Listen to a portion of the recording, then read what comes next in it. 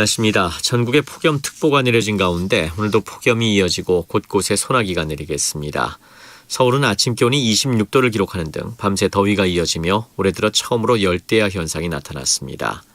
기상청은 당분간 한낮에는 폭염이, 밤에는 열대야 현상이 이어질 것이라며 노약자들은 건강에 유의해달라고 당부했습니다.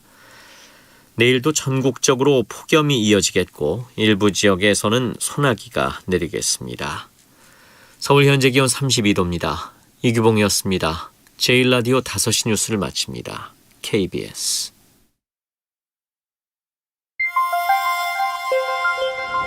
대한민국 중심 채널 KBS 1라디오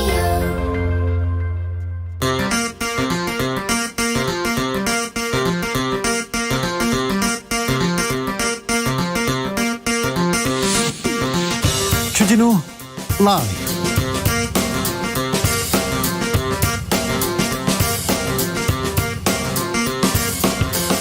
(2021년 7월 13일) 화요일입니다. 안녕하십니까, 주진우입니다. 코로나가 야구도 멈춰 세웠습니다. 프로야구가 전면 중단됐습니다. 정규 시즌 중단이라는 초유의 사태, 야구 팬들의 마음 쓰라립니다. 한편으로 특정 구단 봐주기 아니냐, 이런 얘기도 나오고 있는데 KBO가 리그 중단 결정을 한 이유는 무엇일까요? 그리고 도쿄올림픽에서 야구 금메달 가능할까요? KBO 한국야구위원회 홍보대사 이승엽 전 선수와 이야기 나눠보겠습니다.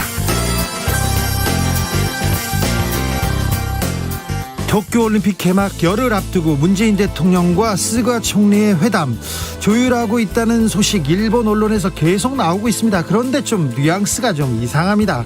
청와대에서는 한일 정상회담 가질 용의는 있지만 이런 식이면 회담 개최되고 성과 없이는 안 된다, 이런 입장을 재확인했습니다. 그런데요, 이런 가운데 일본 방위백서가 독도는 일본 땅이다, 이런 억지 주장을 또 반복했습니다. 이영채 교수와 함께 관련 내용 짚어보겠습니다. 재난지원금을 두고 촌극 벌어졌어요.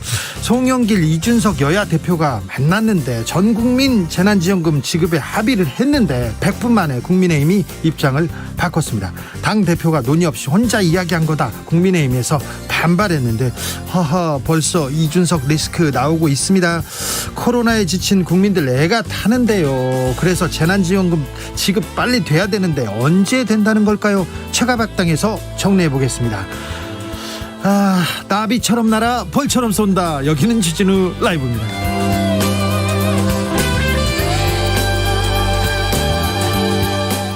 오늘도 자중자애, 겸손하고 진정성 있게 여러분과 함께 하겠습니다. 코로나 확진자가 오늘도 1100명대입니다.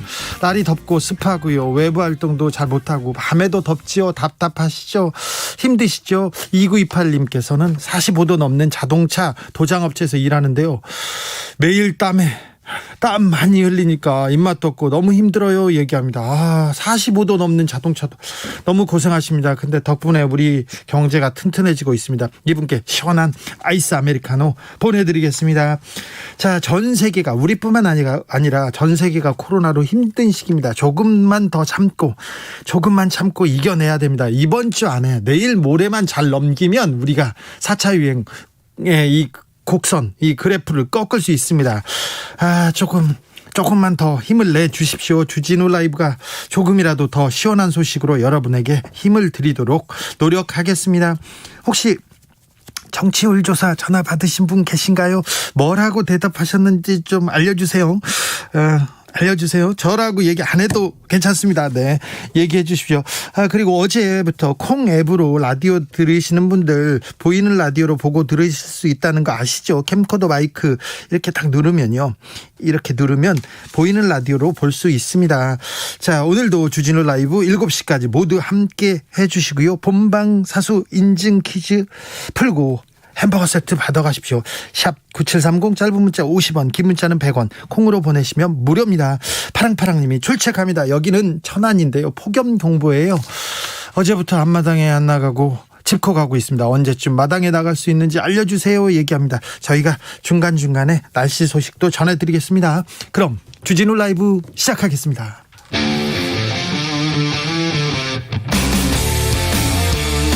탐사보도 외길 인생 20년 주 기자가 제일 싫어하는 것은?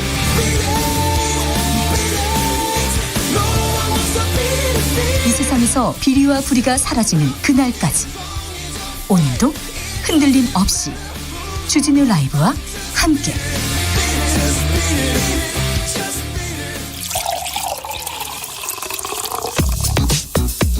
진짜 중요한 뉴스만 쭉 뽑아냈습니다. 줄 라이브가 뽑은 오늘의 뉴스 주스. 정상근 기자 어서 오세요. 안녕하십니까. 코로나 상황 좀 살펴보겠습니다. 네, 오늘 1,150명의 확진자가 나왔습니다. 예. 일주일째 1,000명이 넘는 확진자가 쏟아지고 있습니다. 네. 그리고 내일 역대 최다 확진자가 나올 것이다 이런 예상이 나오고 있는데요. 아이고. 왜냐하면 어제 서울에서만 7만 명이 넘게 검사를 받았는데 역대 가장 많은 서울 시민들이 하루에 검사를 받았습니다. 서울 외에도 전국 곳곳에서 감염 사례가 속출하고 있는데요. 특히 수도권에서 사회활동이 활발한 청장년층을 중심으로 다중이용시설, 그중에서도 주점, 음식점 등 불특정 다수가 이용하는 시설에서 집단 감염이 잇따르고 있습니다. 집단 감염은 계속 잇따르고 있는데 어디서 확진됐는지 이 감염 경로 잘 보이지 않는다면서요. 네, 최근 2주간 발생한 확진자 가운데 언제 어디서 감염됐는지 확인되지 않는 조사 중의 비율은 30.5%로 집계가 됐는데 나흘 연속 30%대입니다.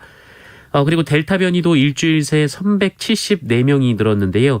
이 조사된 변이 바이러스 감염자의 69.8%가 바로 델타 변이로 확인됐습니다. 예. 그리고 접종을 완료하고 2주가 지났음에도 코로나19에 감염된 이른바 돌파 감염 사례도 250명을 넘겼는데 어떤 백신이 제일 많습니까? 네, 얀센이 143명으로 가장 많습니다.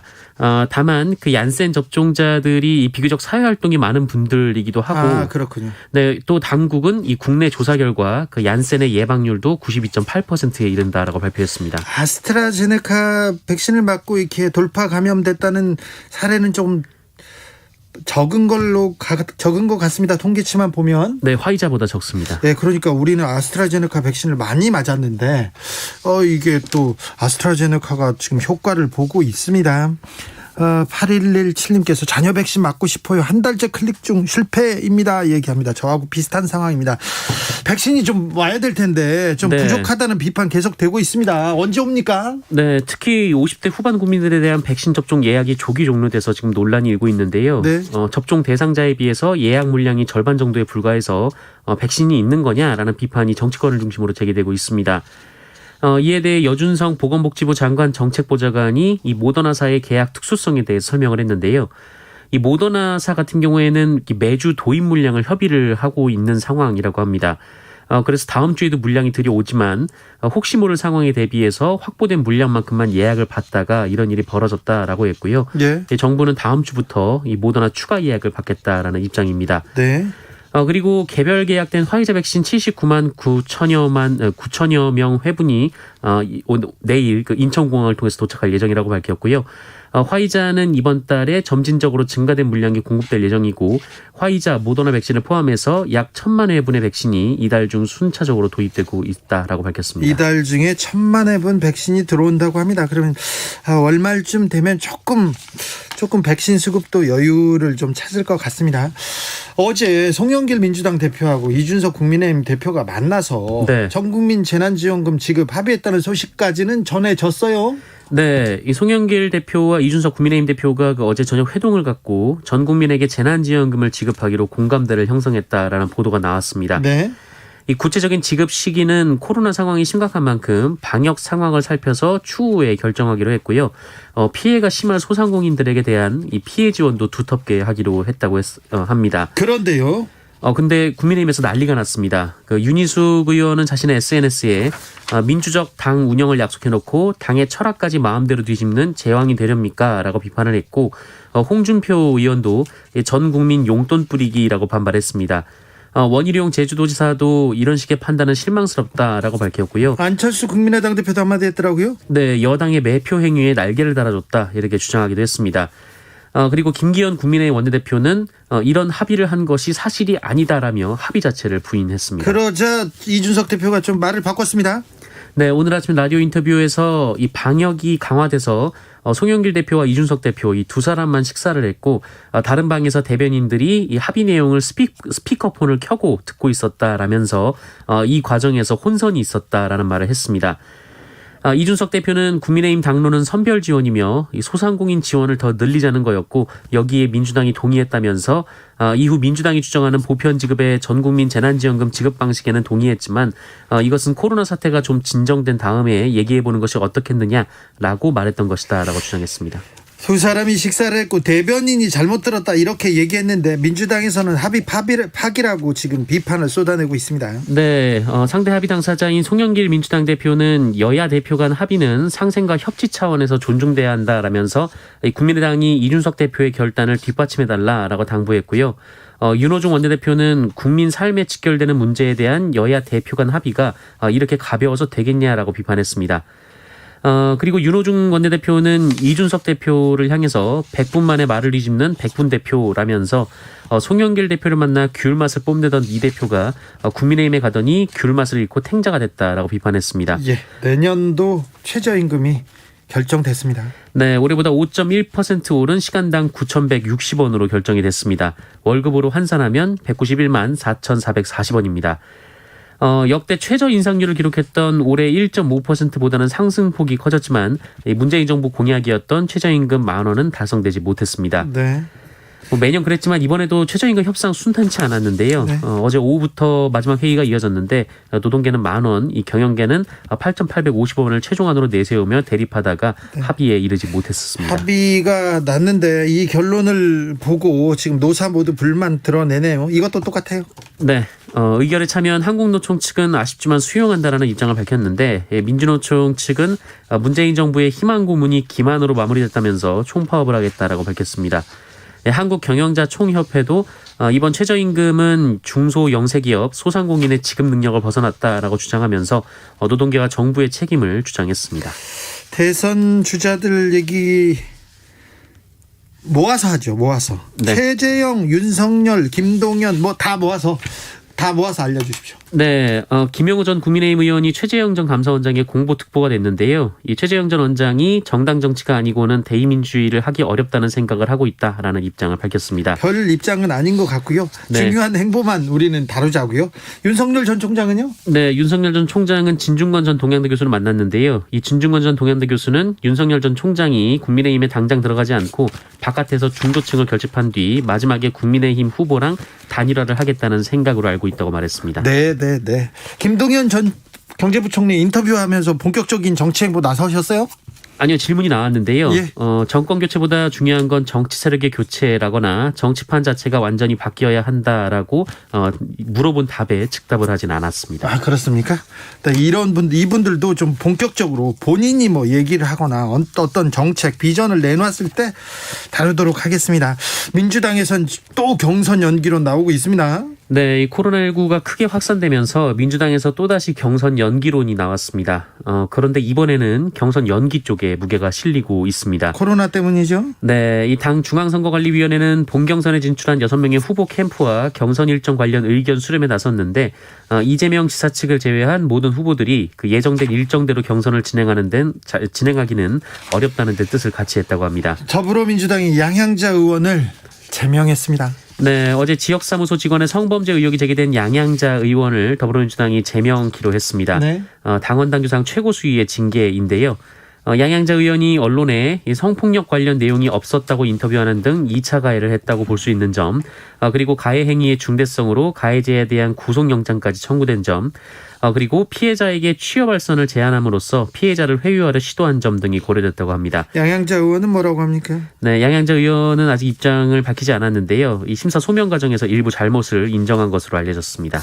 신임 법무부 차관에 판사 출신 임명됐습니다. 네, 이용구 전 법무부 차관의 사퇴로 공석이 된 법무부 차관 자리에 강성국 법무부 법무실장이 내정됐습니다. 예. 판사 출신인데요. 이번에도 법무부 차관에 비검찰 출신 인사가 임명됐습니다. 그동안은 검찰 출신, 검사 출신에서 꼭 했었거든요. 그런데 이번 정권 들어서는 판사 출신도 합니다. 네, 1988년 사법시험에 합격한 뒤 광주지법 판사로 임관했고 이후 서울중앙지법, 서울북부지법 등을 거쳐서 21년간 판사로 일하다가 2015년 변호사가 됐고요. 지난해 7월 이 추미애 당시 법무부 장관 시절 법무실장으로 임명된 바 있습니다. 가짜 수산업자 사기 사건 연루된 언론인들 또 나왔습니다. 이거 정치인들 뿐만 아니라 언론인들이 이 사기꾼과 지금 어울려서 큰 일을 벌인 것 같습니다. 네, 이 가짜 수산업자 김모 씨의 금품 로비 의혹을 수사 중인 경찰은 이 김모 씨에게 금품을 제공받은 언론인 2명을 추가로 입건했습니다. 예. 이 중앙일보 이가영 논설위원 그리고 TV조선의 정모 기자입니다. 모두 부정청탁 및 금품 등 수수 금지에 관한 법률 위반 혐의입니다. 입건됐는데 좀 단순한 선물, 뭐 명절 때 선물 수준이 아닌 것 같습니다.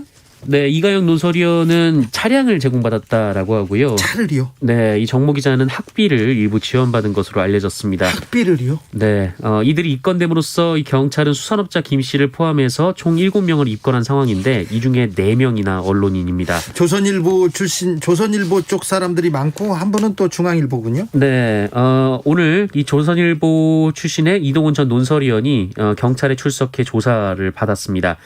그리고 수산업자로부터 포르쉐 차량을 제공받은 박영수 전 특검도 청탁금지법 위반으로 입건되는 방안이 유력하게 검토되고 있는 것으로 알려졌습니다. 청탁금지법이 적용되려면 공무원이어야 되는데 특검은 공무원으로 볼 수 있는 건지 이렇게 또 이건 또 생각해 볼 부분이에요, 법적으로. 네, 박영수 전 특검 측은 이 특검은 공무원이 아니라 공무를 수행하는 일반인이다라고 주장하고 있는데요. 이 경찰은 국민권익위에 유권 해석을 의뢰했습니다. 아동보호시설 거주 연령을 18세, 그러니까 18세가 되면 나가야 되는데 24세까지 올리기로 했습니다. 네, 이 아동복지시설에서 지내던 아이들이 만 18세가 되면 이 자립 기반 없이 시설을 나와서 홀로 살아야 합니다. 네. 이렇게 갑작스럽게 나오다 보니까 결국 빈곤의 늪에 빠지게 되고 여기서 벗어나지 못하는 악순환이 이어지고 있는데요. 아직 18살밖에 되지 않았잖아요. 네, 그래서 정부가 이 보호아동들은 앞으로 본인이 원한다면 만 24세까지 아동복지시설에서 생활할 수 있도록 하기로 했습니다. 네. 그리고 보호가 끝나더라도 5년 동안 월 30만 원의 자립수당을 받는 등 이 사회 경제적 지원도 촘촘히 하기로 했습니다. 네.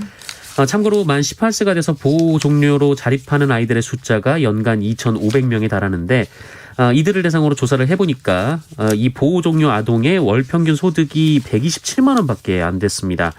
최저임금보다 50만 원 넘게 적었는데요. 특히 보호아동 4명 중 1명은 생활비, 주거비 등으로 부채가 있었는데 그 부채는 평균 605만 원 수준이었다고 합니다. 어려운 상황 속에서 그래서 좀 어두운 길로 빠져들거나 극단적인 선택을 하는 사람들도 좀 있었는데 그나마 그래도 24살까지 조금 여유를 갖고 사회 경제적으로 자립할 수 있는 길을 열어준다는 차원에서 굉장히 다행이라고 생각합니다. 남아공에서 폭동이 발생했습니다. 그래서 우리 교민들, 우리 나라 공장, LG 공장도 좀 피해를 입었다고 합니다. 네, 지금 남아프리카 공화국에서는 제이콥 주마 전 대통령 구금에 항의하는 시위가 발생을 했는데요. 예. 이 시위가 격해지면서 약탈과 방화가 이어지고 있습니다. 시위도 처음에는 이 주마 전 대통령의 고향을 중심으로 벌어졌습니다만 이 지난 주말부터는 이 경제 중심 도시인 요하네스버그로 확산된 상황입니다. 이번 시위로 인해 군대가 배치되더니 총 6명이 사망을 했고요. 이 상가에 대한 약탈도 이어지고 있고 교민 피해도 발생을 하고 있습니다. 이 더반 산업단지라는 곳에 그 LG 공장이 위치해 있는데 이 무장 폭도들이 습격을 해서 전자제품들이 약탈이 됐고 또 한 번 습격을 당해서 공장에 불이 붙어 모두 타버렸습니다. 인명 피해도 있습니까? 다행인 것은 인명 피해는 없는 것으로 전해지고 있습니다. 네.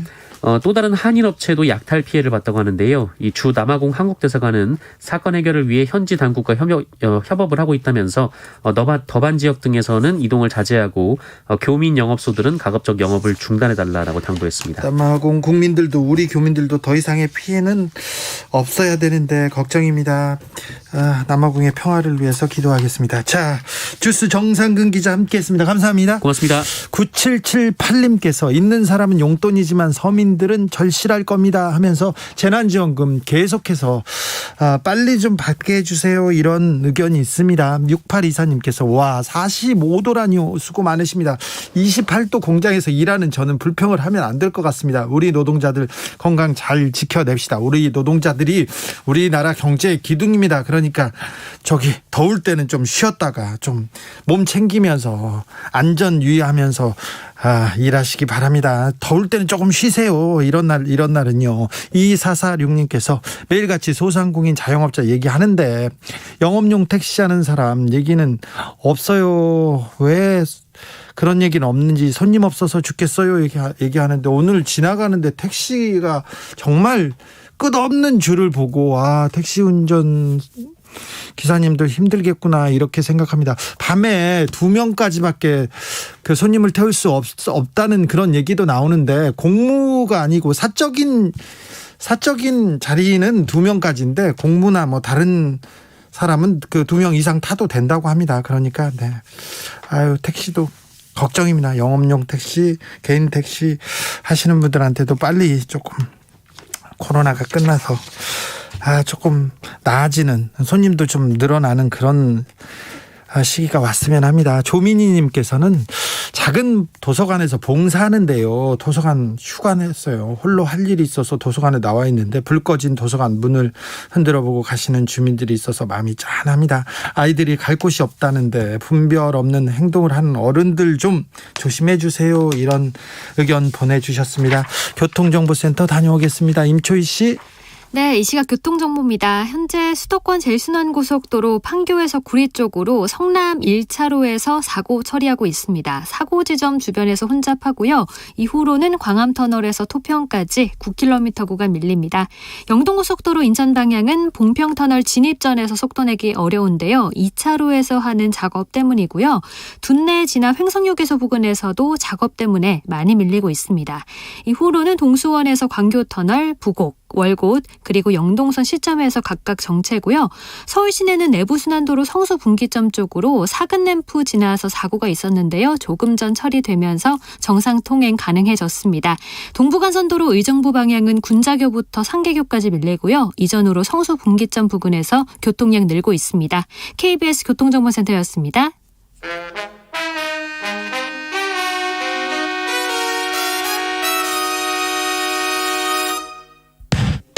주진우 라이브 본방 사수 인증 퀴즈. 오늘은 시사천재 주진우 라이브 애청자들을 위한 시사상식 퀴즈입니다. 주관식입니다.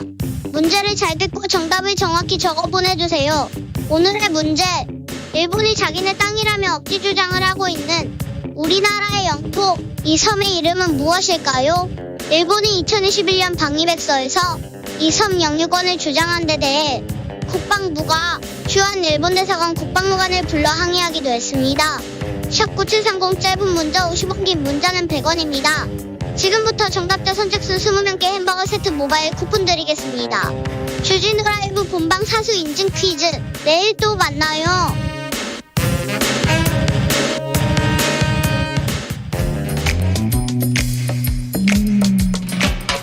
오늘의 정치권 상황 깔끔하게 정리해드립니다. 여당 야당 크로스 최가 박과 함께 최가박당.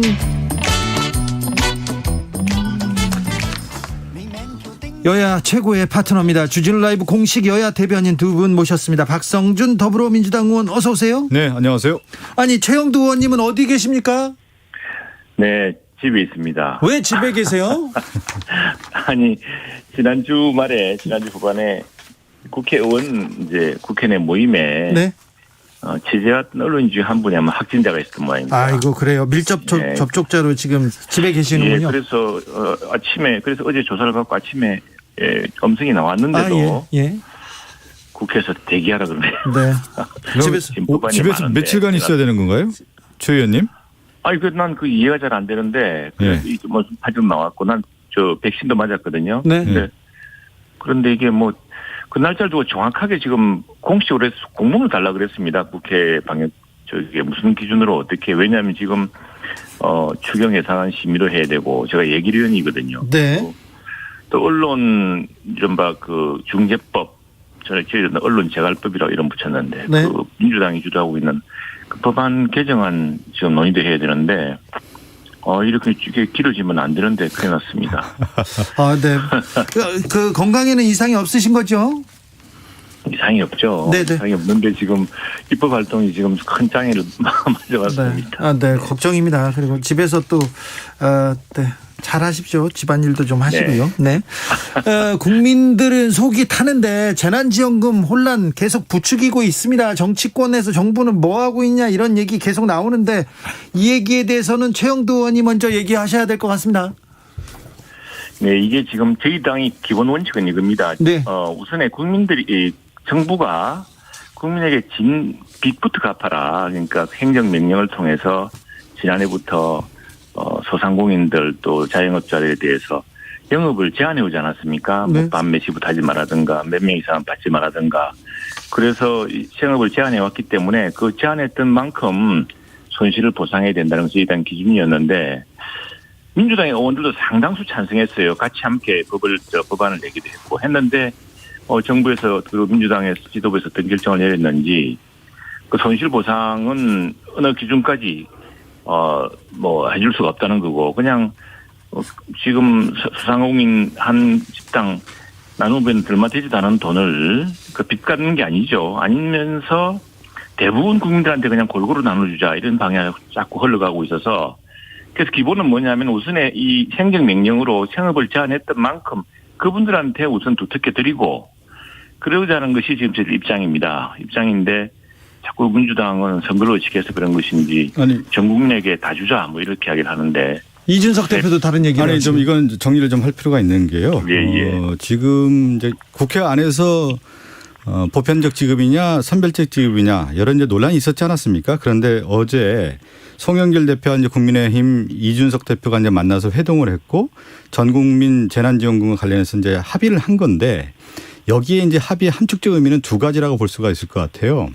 코로나 위기 이후에 다시 새로운 어떤 팬데믹이 나오니까 그러면 전 국민 그동안에 피해를 봤던 전 국민에 대해서 지원을 하고 예. 또 하나가 뭐냐면 국민의힘 야당에서 주장했던 소상공인 자영업자에 대한 손실 보상 여기까지 포함하는 두 축으로 가는 합의를 이룬 거죠.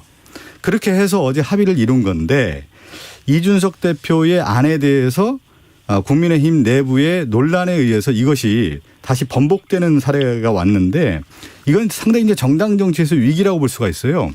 당대표끼리 만나서 합의한 내용을 당에 의한 어떤 지도부 체제가 취약성이 그대로 드러나는 거고 이준석 대표를 당에서 인정하지 않는 그런 모양새까지 나왔다. 이렇게 해석이 되는 거기 때문에 그럼 앞으로 여야 대표가 만나서 어떤 얘기를 합의를 했을 경우에 그러면 당대표는 다시 집에 돌아가서 당에 돌아가서 우리 내용을 추인받아 와야 됩니다. 이렇게 되는 그런 아주 그 나쁜 선례를 남긴 그런 사례가 된 겁니다. 그리고 이제 이번 내용의 취지 제가 이거 하나만 더 언급을 하고요. 이번에 여야 당대표가 만나서 합의한 내용은 그만큼 위기고 여야 상생 정치고 전 국민 재난에 대한 지원과 더불어서 소상공인에 대한 부분까지 두텁게 지원하겠다라는 것이 여야 당대표가 합의된 일치가 된 것입니다. 이거는 인정을 해야 되는 건데 인정하지 않았다는 것 자체가 상당히 큰 문제라는 거죠. 최영두 의원님. 그건 이제 박 의원님하고 민주당 일부 의원님들의 주장이고요. 사실은 이제 합의를 보더라도 합의 내용이 뭐냐면은 그 소상공인과 자영업자를 충분히 지원하는데 우선적으로 지금 재원을 활용하고 그 후 남는 재원이 있을 경우에 재난지원금 지급 범위를 확대해 나가자는 그런 취지였습니다. 이것이 이제 이준석 대표가 분명히 밝힌 내용이고요. 그런데 지금 이 문제는 여당 내에서 정부 여당 내에서도 의견이 있습니다. 정부 여당 내에서는 지금 뭐 100% 다 주자 또는 80%다 70%다 뭐 50%다 이런 논란이 있었고 그런데 우리 재원이 충분치가 않고 또 코로나 상황이라고 하지만 이 상황 때문에 전혀 그 수입에 지장이 없었던 사람들도 있고요. 뭐 예. 공무원이라든가 또는 뭐 안정된 대기업이라든가 또 직종에 따라서는 오히려 코로나 비대면 상황으로 해서 수익이 늘어난 사업장이나 산업도 있습니다. 그런 것들을 감안해야 하는데 그래서 우리 입장은 또 민주당의 상당수 의원들도 소상공인과 자영업자들은 이제 정부의 방역에 협조하기 위해서 스스로 영업을 제한하고 영업시간을 줄이고 또 막대한 손실이 나는데도 불구하고 개인들이 지금 빚을 지어서 마구 왔던 거거든요. 그런데 돌려줘야 되는 것은 당연한 일인데. 최 의원님. 이거 이제 하나 이제 문제 제기를 좀 할 필요가 있는 게 저희 당에서도 사실 이제 뭐 80%냐 70%냐 100%냐 전국민 재난이 논란이 있었습니다. 야당도 이 전국민 재난지원금과 관련된 논란이 있었고요. 또 손실보상과 관련된 주장에 대한 논란이 있었단 말이에요. 그러면 논란이 계속 지속되는 부분을 놔둬야 되는 거냐. 당대표는 책임을 져야 되는 거 아니겠습니까? 이준석 대표도 아마 그런 소명의식이 분명히 있었기 때문에. 아니, 제가 언급한. 의원님은 예. 지금 그 원래 합의와 관계없는 말씀을. 아니. 민주당 내부 이야기를 하시는 아니, 거고요. 민주당 내부 얘기가 아니라 어제 합의를 했고 수석 대변인이 합의 문구가 정확히 이겁니다. 아니, 합의를 해서. 추경을 통해 2차 추경을 통해 소상공인 자영업자 그 두 방주가 우리 당과 민주당이 원래 입장이 달라. 아니, 잠깐만 입주당이 다른 게 아니라 지금 얘기하는 건 소상공인과 자영업자에 대해서 두텁게 지원을 하는 부분이 서로 합의를 하고 또 하나가 뭐냐면 전국민 재난지원금과 관련해서 보편적 지급을 하겠다라고 하는 부분에 대해서 합의를 이룬 거 아니겠습니까? 이건 뭐냐면 그동안에 논란이 되었던 부분에 대해서는 이제 여야 대표가 상생의 도치로서 매듭을 짓고 코로나 위기를 극복하자는 대승적 차원에서 합의를 한 건데 부분적인 과거의 논리를 가지고 논란이 됐던 부분 가지고 얘기를 한다는 것은 지금 자체가 매듭이 이루어지지 않는 것이죠. 계속 그 강변을 하시는 거고요. 아니 그 지금 우리가 한정된 재원 더구나 빚이 엄청나게 늘어난 상황에서 앞으로도 팬데믹이 반복될지 모르는 상황에서 돈을 펑펑 나눠주면 좋겠죠. 그러나 지금 우선에 이로 인해서 급격한 아주 심각한 피해를 입은 사람부터 100%는 아니라도 하더라도 두텁게 배분해 주자는 것이 저희 당의 원칙이고. 자.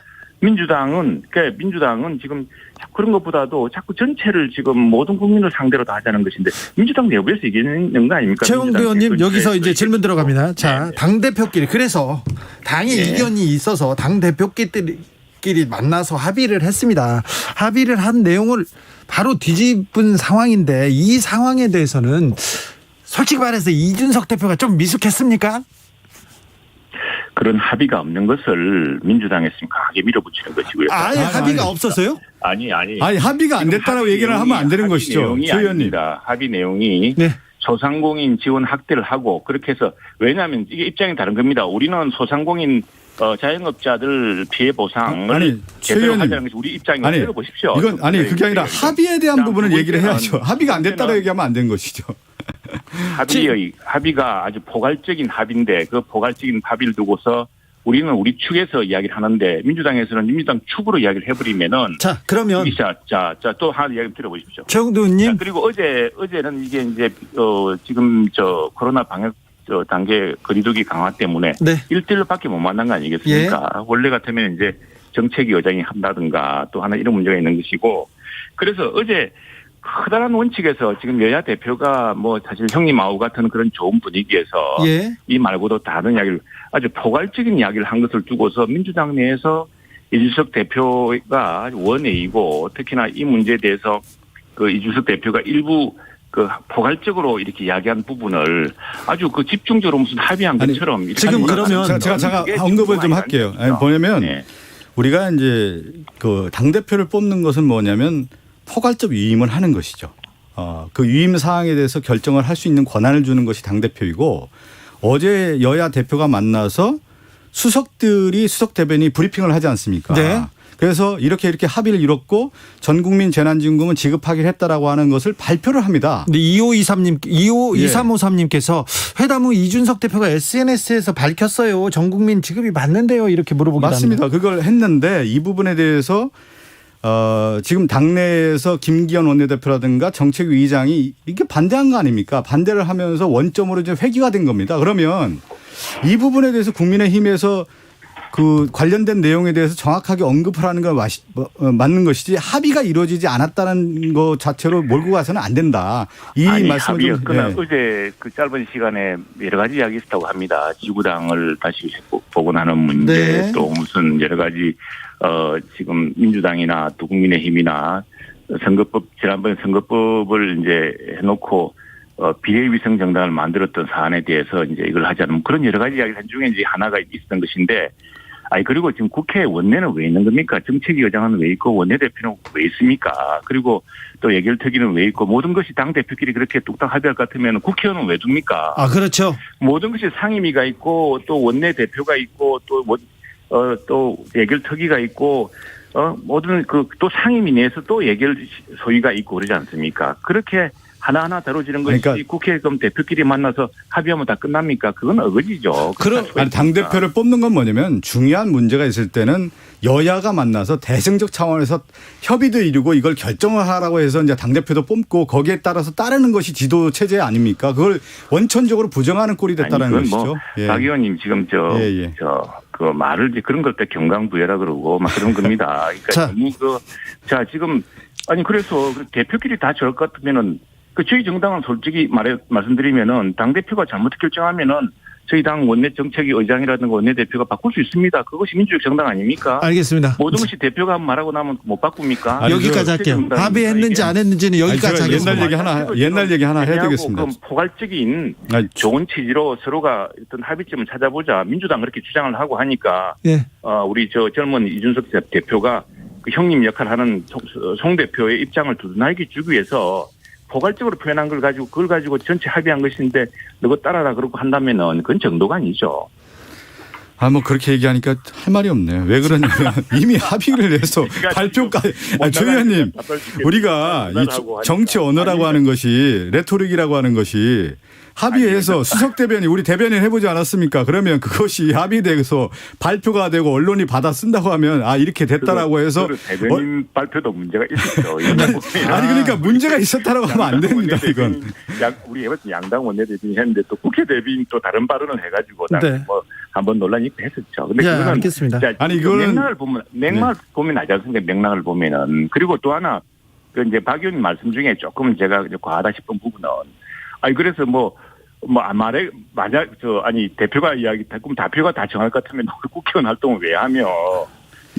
제가 이 얘기는 그동안에 수많은 상임위가 됐던 소위원회들 원내에서 많은 논의가 있어서 접합점을 못 찾지 않았습니까? 그래서 이 부분에 대해서는 아마 여야 대표가 상당히 고민을 하다가 만나서 이 부분을 풀어야 된다. 매듭을 지어야 된다라는 어떤 그런 차원에서 나온 것으로 알고 있습니다. 접합점 못 찾은 게 아니고 저희들은 소상공인에 대해서 그 행정명령이 발효된 이후부터 헌법 기본권에 따라서 이건 지급해줘야 되고 보상해줘야 된다는 원칙이었고 민주당은 그렇지 않고 그냥 그 속업은 안 되며 지금 골고루 나눠주자 이렇게 하니까 정부 내에서 입장은 솔직히 지금 우리 야당과 가깝습니다. 네. 자, 최 의원님 합의했는지 안 했는지는 여기까지 논쟁을 끝내겠습니다. 이준석 대표가 어제 그 회동 후에 추경과 관련해서는 다음과 같이 합의했습니다 하면서 이렇게 글을 올렸습니다. 방역 상황을 고려해서 소비 진작성 재난지원금을 지급하고 행정 비용 등을 고려해서 그 범위를 80%에서 100%까지 늘리는 것을 검토한다는 내용에 제가 동의했습니다. 이렇게 얘기했습니다. 여기서 끝낼게요. 9315님께서 끝낼 게 아니라 이준석 대표가 발표를 했군요. 9315님께서 검토를 했지만 그 역시도 수상의 여지를 남겨둔 것이고 민주당 그 대표의 입장을 고려해서 이제 그만할게요. 포괄적으로 한 것이죠. 최 의원님 나 그만할래 이제. 자, 알겠습니다. 저도 그만하겠습니다. 자, 그래서 국민들이 다 압니다. 이거 사실. 그래요. 국민들이 다 압니다. 네, 그럼요. 국민들이 다 판단합니다. 그래서 재난지원금 도대체 언제 결론이 납니까? 언제 줍니까? 이렇게 물어봅니다. 이거 최영도 의원님께서 말씀해 주세요. 지금 이 재난지원금 문제는 안타깝게도 지난번에 우리가 말하는 행정명령 이후에부터 손실보상을 다 해줘야 되는 게 기본적으로 맞습니다. 근데 지난번에 민주당이 이제 다수 의석을 통해서 소급 적용하지 않는다. 그러니까 지금 법이 만들어진 이후부터 우리 주장은 행정명령이 내려진 이후부터 생긴 모든 피해를 보상하되 물론 이제 국가 재정 상황을 정하기 때문에 100% 못하더라도 원칙은 그렇게 돼야 되는데 민주당은 아예 새로 만든 이 법을 통해서 손실보상법을 통해서 그게 아니고 이 법이 만들어진 뒤부터 조금씩 주겠다 이렇게 된 것이기 때문에 행정명령 내린 이후에부터 이렇게 소급 지급을 하면 그러면 재원이 어느 정도 필요할까요? 지금 30조라고 한다면은 30조 범위 내에서 국민들의 양해를 구해야죠. 그걸 다 하는 게 누구나 이제 그중에 세금으로 계산될 수 있는 부분도 있고 하니까.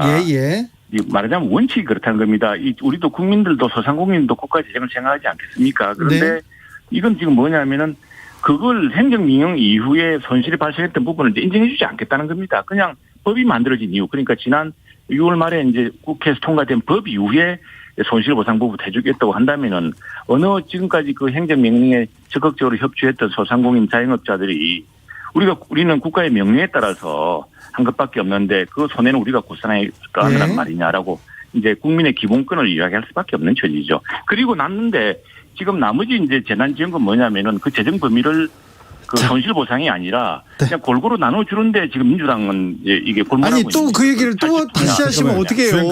주앵커님. 지금 민주당 이야기 상황이. 우리 주앵커님이 좀 사회권이 있으시니까요. 자, 이 다른 재난지원금 얘기로 갈게요. 관련해서는 여야가 워낙 그동안에 얘기를 많이 했고 네.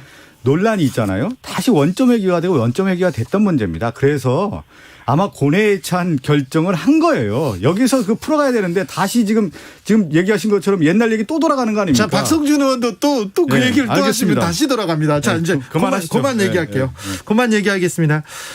통일 외교에 오랫동안 이렇게 고민이 많으셨어요. 최영두 의원께서는 네네. 기자 시절부터. 네. 근데 네. 중국의 잔인함에 대항할 것 이런 이준석 대표의 인터뷰 네. 보고 어떤 생각하셨어요? 그게 이준석 대표가 이제 어제 주한 중국 대사를 만나기 전에 네. 미국 언론 매체를 인터뷰했는데 홍콩 사태에 관한 이야기입니다. 네.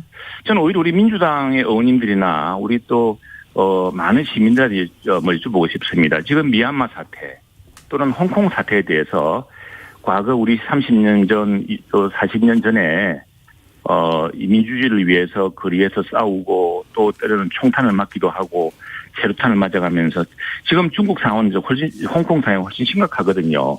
거기에 대한 전 세계적 여론을 이야기한 것이고 거기에 대해서 우리 20, 30대들은 이런 문제에 대해서 중국의 그 잔인함에 대해서 우리는 그냥 묵할 수 없다라고 이야기한 것이죠. 그런 것을 가지고 한 것이고 이게 이제 당대표, 누구나 야당 대표 아닙니까? 여당 대표와 정부의 대통령이라든가 장관이라면 다르겠습니다만 여당 대표가 국민의 더구나 20, 30대 젊은 사람들의 여론을 전달하는 것은 당연한 일이죠. 제가 이건 한 말씀 드려야 되는데요. 아니 중국과 맞서 싸우자는 것이 아니고. 네, 알겠습니다. 중국이 홍콩의 사태를 진압하면서 중국의 민주화 요구를 홍콩의 민주화 요구를 진압하면서 보여준 그런 태도들, 그런 잔인함에 대해서 한국의 젊은이들이 지금 상당히 걱정하고 있고.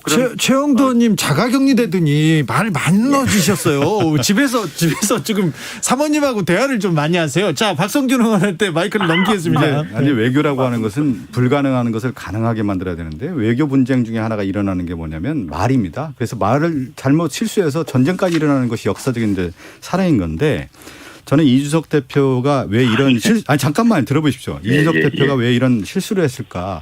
잔인하다는 얘기는 외교용어로서 절대 적절하지 않다는 용어인데 저는 이준석 대표가 이제 정치권에 들어와서 사실 이제 평론의 영역에 있었어요.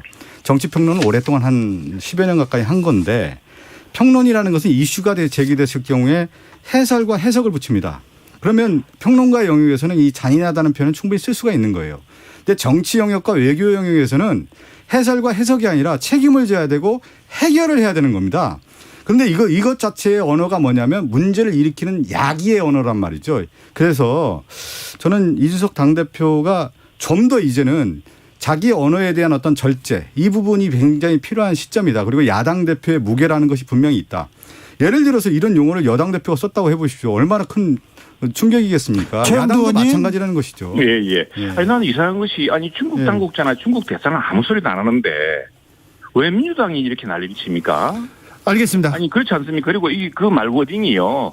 중국이 대한민국에 대해서 잔인하겠다고 했던 것이 아니고 중국 정부가 홍콩의 민주화 요구에 대해서 했던 그 잔인한 처사에 대해서 우리 젊은 사람들은 분노하고 있고 그런 걸 용납하지 않을 것이다 이야기했는데. 알겠습니다. 그렇게 말도 못합니까? 국민의힘 외교통 최영두 의원님이 이렇게 정리합니다. 자, 민주당 경선으로 잘 가볼게요. 민주당 경선 어떻게 보고 계십니까, 최영두 의원님? 자, 이재명 대 반 이재명 구도로 이렇게 나눠지는 것 같은데 어떻게 보세요? 네, 상당히 여러 가지 변수가 있겠다. 변화도 있겠고 또 역시 그 경선이라는 걸 막 해보니까 여러 또 재미가 있구나. 또 국민 지난번에 왜 배심원단 같은 게 있었지 않았습니까? 네. 그런 방식도 좀 특이하구나. 그리고 거기에서 이제 또 역시 이게 그 미국 대선도 그렇고 대선도 그런데 이 사람들이 직접 만나서 대선 주자들을 만나보면은 그 사람의 개개인의 장점, 친밀감, 호감도 이런 게 드러나는데 이 대선도 경선도 어떤 변수가 또 있을 수 있겠구나라고 이렇게 느껴질 만큼 상당히 그 다이내믹한 경선처럼 보입니다. 민주당 다만 경선의 이제 변수가 보입니까? 변수가 있지 않을까요? 왜냐하면은 굉장히 고정적이었는데 지난번 그동안 뭐 여론조사를 다 믿을 수는 없습니다만 여론조사를 보면은 1위와 2, 3위 격차, 2, 3위 후보 민주당 내 후보 간의 격차가 상당히 컸는데 최근에 그게 조금 좁혀지고 2위 후보가 좀 부상하는 그런 양상이 보이지 않습니까? 그리고 이제 또 경선이라는 것이 이제 지금 클럽에 통과된 남은 후보들끼리 또 새로운 합종 유행이 생길 테고 또 이게 이제 지역 순회 경선을 하지 않습니까? 그 이전에 2001년, 2002년에 노무현 노무현 대통령이 당선될 때의 다이내믹처럼 그 당시도 뭐 대선 주자는 유력한 후보가 따로 있었습니다만 광주, 전남을 거치면서 변화가 생기고 하는 이런 양상들이 있었기 때문에 또 뭐 민주당의 이런 그때 경선이어서 제가 뭐 주제 넘게 자꾸 이야기하긴 그렇습니다만 관찰자로서 볼 때는 상당히 다이내믹이 살아나고 있다는 생각이 듭니다. 이재명 캠프의 대변인 맡고 있는 박성준 의원은 어떻게 보고 계신지요? 아니 뭐 모든 경선도 그렇고 이제 후보가 1위 후보에 대한 대립각에 서게 되는 거죠. 그래서 이제 언론에서 표현할 때 이재명 대 반 이재명 노선이라는 표현을 쓰는 건데 네. 이번 경선 같은 경우는 이재명 후보에 대한 부분과 7명의 이제 다른 후보가 있었지 않습니까? 거기에 따라서 이재명 후보는 이런 노선을 걷게 되는 것이죠. 본선을 위해서는 다 포용을 하고 관용을 하고 또 하나는 이제 신중과 신뢰라고 하는 어떤 그런 가치를 지향하면서 통합형의 어떤 모습을 가려고 하다 보니까 상대의 공격에 대해서는 그냥 수용하고 받아들이는 모습이었습니다. 그렇죠. 그럴 수밖에 없는 구도였고 저는 그렇게 가는 게 맞다고 보고요. 네. 그러다 보면 이재명 후보의 기존의 어떤 모습이 어떻게 보면 상당히 어떤 추진력이 강하고 사이다 발언도 하고 이런 모습이었는데 전혀 다른 모습이다 보니까 아마 그러한 모습에 기대를 했던 분들은 좀 달라졌구나. 그렇지만 이제 다른 공격에 대한 부분은 더욱더 이제 많은 분들이 이제 관심을 갖게 되는 것이죠. 그런 구도가 이제 형성된 건데 저는 1차 이제 예비 경선이 끝나고 이 본 경선을 넘어가는 시점은 좀 다르다고 봅니다. 1차 예비 경선 경우는 여러 후보들에 대한 어떤 관심들이 이제 있다고 보면은 2차 본경선은 이제 그야말로 당원과 유권자 국민들이 어떻게 바라보냐면 내년 대선의 3월 9일 날 이길 후보. 누가 이겨야만 하는 후보. 이길 수 있는 후보에 대해서 좀 더 각광을 받게 되는 후보에게 갈 수밖에 없다. 그러면서 그 대세와 물결이 이어지는 것이지 이제부터 이제 시작이 되는 것이죠. 그런 면에서는 저는 1차 예비 경선이 이제 마감이 되고 본 경선이 들어가면서 좀 더 후보가 두각이 나타날 것이다 이렇게 보고 있습니다. 국민의힘에서 김재원 최고위원을 비롯한 몇몇이 추미애를 찍겠다 이런 그 역선택 얘기는 어떻게 보고 계시는지요? 그러면 이제 김재원 최고위원에 대한 부분은 좀 제가 비판을 할 수밖에 없는데 김재원 최고가 정치를 오래 했고요. 또 정무수석도 했고 변호사 출신 아닙니까? 그럼 민주주의의 가장 기본 원리는 뭡니까? 정당 정치 아니겠어요? 정당이라고 하는 것은 정치적 충원 기능이 있는 것이죠. 이념과 가치를 지향하는 정치적 결사체고 그 후보가 대통령 후보가 나와서 집권을 하는 것이 민주주의의 기본 원리인데 김재원 최고는 야당의 최고위원이 민주당 경선에 들어가서 역선택을 조장하고 그러한 부분에 대해서 각 좀 약한 후보를 띄워서 선거 자체를 흐리게 한다라는 것은 민주주의 기본 원리에 맞지 않는 발언을 하고 있다. 그리고 왜 야당의 최고위원이 많은 사람들에게 역선택을 강요하는 그런 문자를 쓰고 언어를 쓴다라는 것 자체가 저는 도대체 이해가 되지 않는다. 최영도 의원님. 아니 저한테도 사실 그 민주당에서 제 민주당원이 아니고 저는 국민의힘 국회의원이 아닙니까? 그런데 여러 사람이 민주당에서 국민선거인단에 참여해달라고 문자가 와요. 예. 그래서 아마 김재원 최고위원의 이야기도 나한테도 문자가 왔는데 너 그 정작 그렇게 간절히 원한다면 내가 들어가서 나는 여성 대통령을 멋지게 부른 어느 후보를 지지하겠다고 이야기했던 겁니다. 근데 그게 뭐가 문제냐는 것인데 아니 그러면 보내지 말아야죠. 왜 이렇게 그 문자를 저희들한테도 많이 보내놓고 하루에 몇 차례씩 옵니다. 그러면 저한테도 많이 오는데 국민선거인단 지지 자체가 지지자나 당원이 아닌 사람들의 의견도 듣겠다는 거 아닙니까? 그런데 그렇게 많이 보내놓고 지금 그 김재원 최고위원이 그런 이야기 했다고 또 그걸 가지고 아니 근데 최영도 의원님 그리고 또 하나 야당의 최고위원 정도면 좀 무게가 있어야 되는 거 아닙니까? 그러한 부분에 대해서 왔다고 해서 역선택하라고 이렇게 문자도 보내고 그러면 역선택이라고 하는데 역선택이라고 하는데 추미애 그러면 민주당에서 그렇게 아니 아직 경선이 이제 시작되었고 물론 뭐 후보 순위라든가 이런 게 여론조사가 나오긴 합니다만 아직까지 당원에서 내기하지 않았는데 그걸 역선택이라고 부르는 근거도 너무 자의적이라는 생각이 들고요. 근데 이제 이거는 근본적으로 사실 여야가 한번 생각을 해봐야 됩니다. 그래서 미국의 대통령 선거를 경선 때부터 미국은 프라이머리 코커스라 해서 민주당 공화당이 똑같은 날짜에 맞춰서 이런 역선택이 없도록 하는 조치를 맞습니다. 강화해 왔거든요. 거기에 대해 고민할 때 됐습니다. 국민의힘도 민주당도. 그렇죠. 어떤 선관위가 여론조사 예비 선거도 조금 관리하기 위해서 역선택을 막는 근본적인 대책을 해야지. 지금 역선택이라고 사실 되는 것도 아니고요. 이게 뭐 압도적인 국민 여론이 있는 것이고 저는 그 지지 여론이 있는 이제 것인데 마칠 시간이 돼서 마지막 질문으로 넘어가겠습니다. 오늘 최영두 의원님은 이제 전화 끝나고 우리 인터뷰 끝나고 전화 통화해야 되겠어요. 자, 마지막 질문입니다. 국민의힘 주자 중에 야권 주자 중에 최재형 전 감사원장이 국민의힘과 좀 더 밀착하는 것처럼 가까워진 것처럼 보입니다. 이건 어떻게 생각하십니까? 짧게 부탁드리겠습니다. 최영두 의원님. 네, 저희들로서는 그 인품이라든가 또는 그 가정사라든가 평소에 살아온 소신 또 여러 가지 미담 같은 걸 해서 참 이분이야말로 우리 당에 제일 적합한 유력한 후보가 될 수 있겠다고 생각하고 있고요. 아, 그래요? 빨리 그럼요. 윤석열 전 총장보다 조금 호감이 있네요. 저기 최영두 의원님. 아닙니다. 윤석열 총장도 법치를 위해 싸웠던 부분을 높이 평가하고 있고 그분도 서둘러서 이렇게 좀 입당해 줬으면 좋겠다는 생각이고. 박성준 의원님. 제가 또 이제 시간을 저도 좀 스케했습니다. 최 의원님. 보수의 가치를 실현해온 분이기 때문에 상당히 많은 당원들에도 신망을 하고 계시죠. 자, 박성준 의원님. 대통령 선거는 착한 사람을 뽑는 게 아닙니다. 국가를 위해서 국가를 위해서 일할 수 있는 사람을 뽑는 거고 보다 더 능력 있는 사람을 뽑는 거고. 누가 착해요? 아니 지금 그런 얘기 아니겠습니까? 착한 사람이라는 표현이 맞는 것 같아요. 잠깐만 얘기할게요. 그러면서 대통령 선거의 후보들은 자기 신화와 자기 드라마를 만들어내야 되는 겁니다. 그런 드라마적인 측면에서 대중적인 어떤 인기를 모을 수 있는 사람이 돼야 되는 건데 과연 최재형 원장이 그런 삶을 살아왔는지 한번 보겠습니다. 최가박당 여기서 인사드리겠습니다. 다음 주에는 스튜디오에서 뵙겠습니다. 최영도 의원님 감사합니다. 박성준 의원님. 네, 감사합니다. 고맙습니다.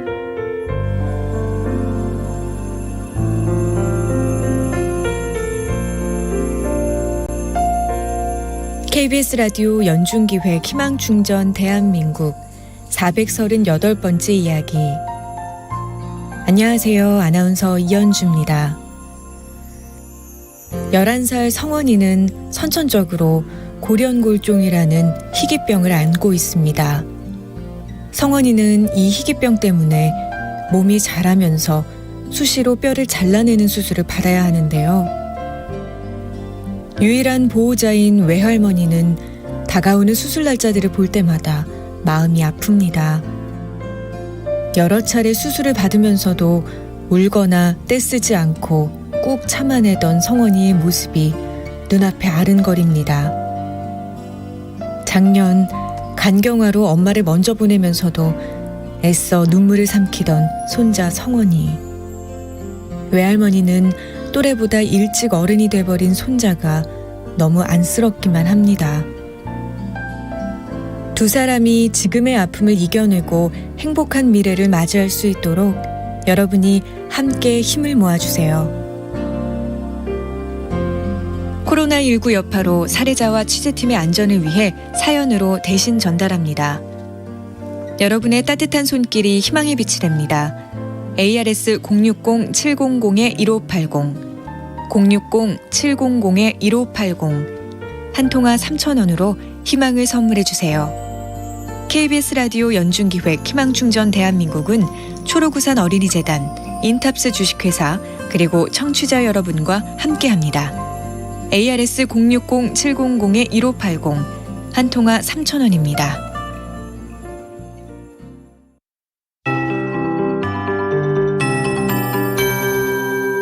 KBS 58분 날씨. 북태평양 고기압 가장자리에서 폭염 속에 소나기 소식이 계속 이어지고 있습니다. 오늘 밤 내일도 예외는 아닙니다. 전국 대부분 지역 지금 폭염특보가 내려져 있고요. 밤에도 열기가 식지 않은 열대야로 이어지는 곳이 많고 내일도 한낮 기온은 대부분 30도를 훌쩍 넘을 것으로 예상이 됩니다.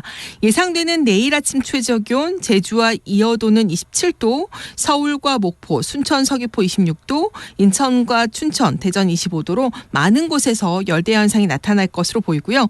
내일 낮 최고기온은 대구 35도, 서울 32도, 부산 지역 30도 안팎까지 오르면서 전국의 낮 최고온 28도에서 35도 사이가 예상됩니다. 당분간 이런 폭염은 지속될 것으로 예상됩니다. 한낮의 열기가 대기 불안정을 일으키고 곳곳에 소나기 가능성도 있습니다. 오늘 밤엔 주로 강원도 내륙 지역과 산간 지역, 충청북도, 경상북도 내륙 지역을 중심으로 요란하게 소나기가 내릴 것으로 보이고요. 내일 오전부터 밤 사이에도 경기 동부 지역이나 강원도 내륙 산지, 충청권 내륙, 경상권 내륙 지역을 중심으로 소나기 가능성이 있습니다.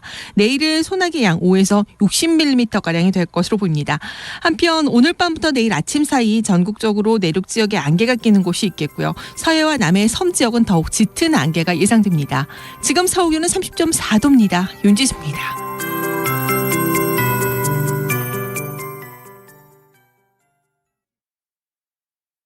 정성을 다하는 국민의 방송 KBS가 6시를 알려드립니다.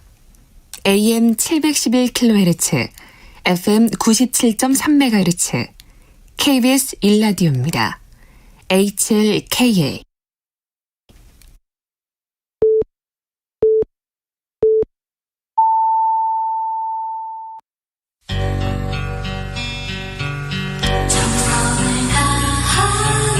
정성을 다하는 국민의 방송 KBS 주진우 라이브. 그냥 그렇다고요.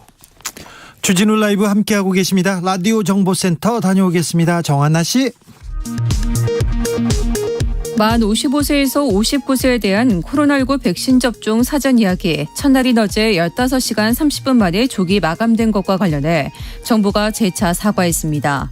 정부는 또 예상치 못한 조기 마감 사태의 재발 방지를 약속하면서 추가 예약을 최대한 조기에 재개하겠다고 밝혔습니다. 서울 시내 백화점에서 코로나19 확진자가 잇따라 발생하고 있습니다. 오늘 서울 여의도 더현대서울에서 코로나19 확진자가 나와 지하 2층 영업을 중단했습니다.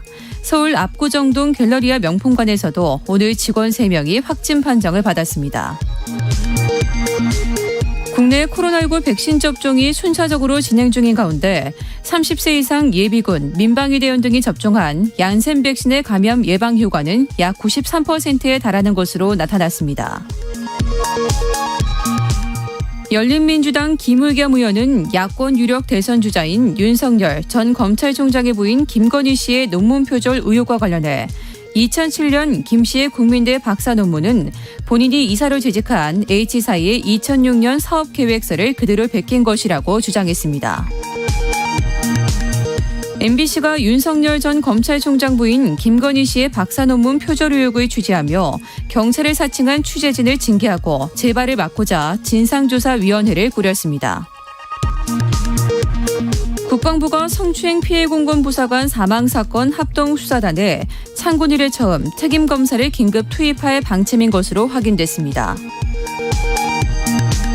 오늘 오후 경남 의령군 지정면 성당리 한 교회 인근에서 민간 경비행기가 추락해 탑승자 2명 전원이 숨졌습니다. 지금까지 정보센터 뉴스였습니다.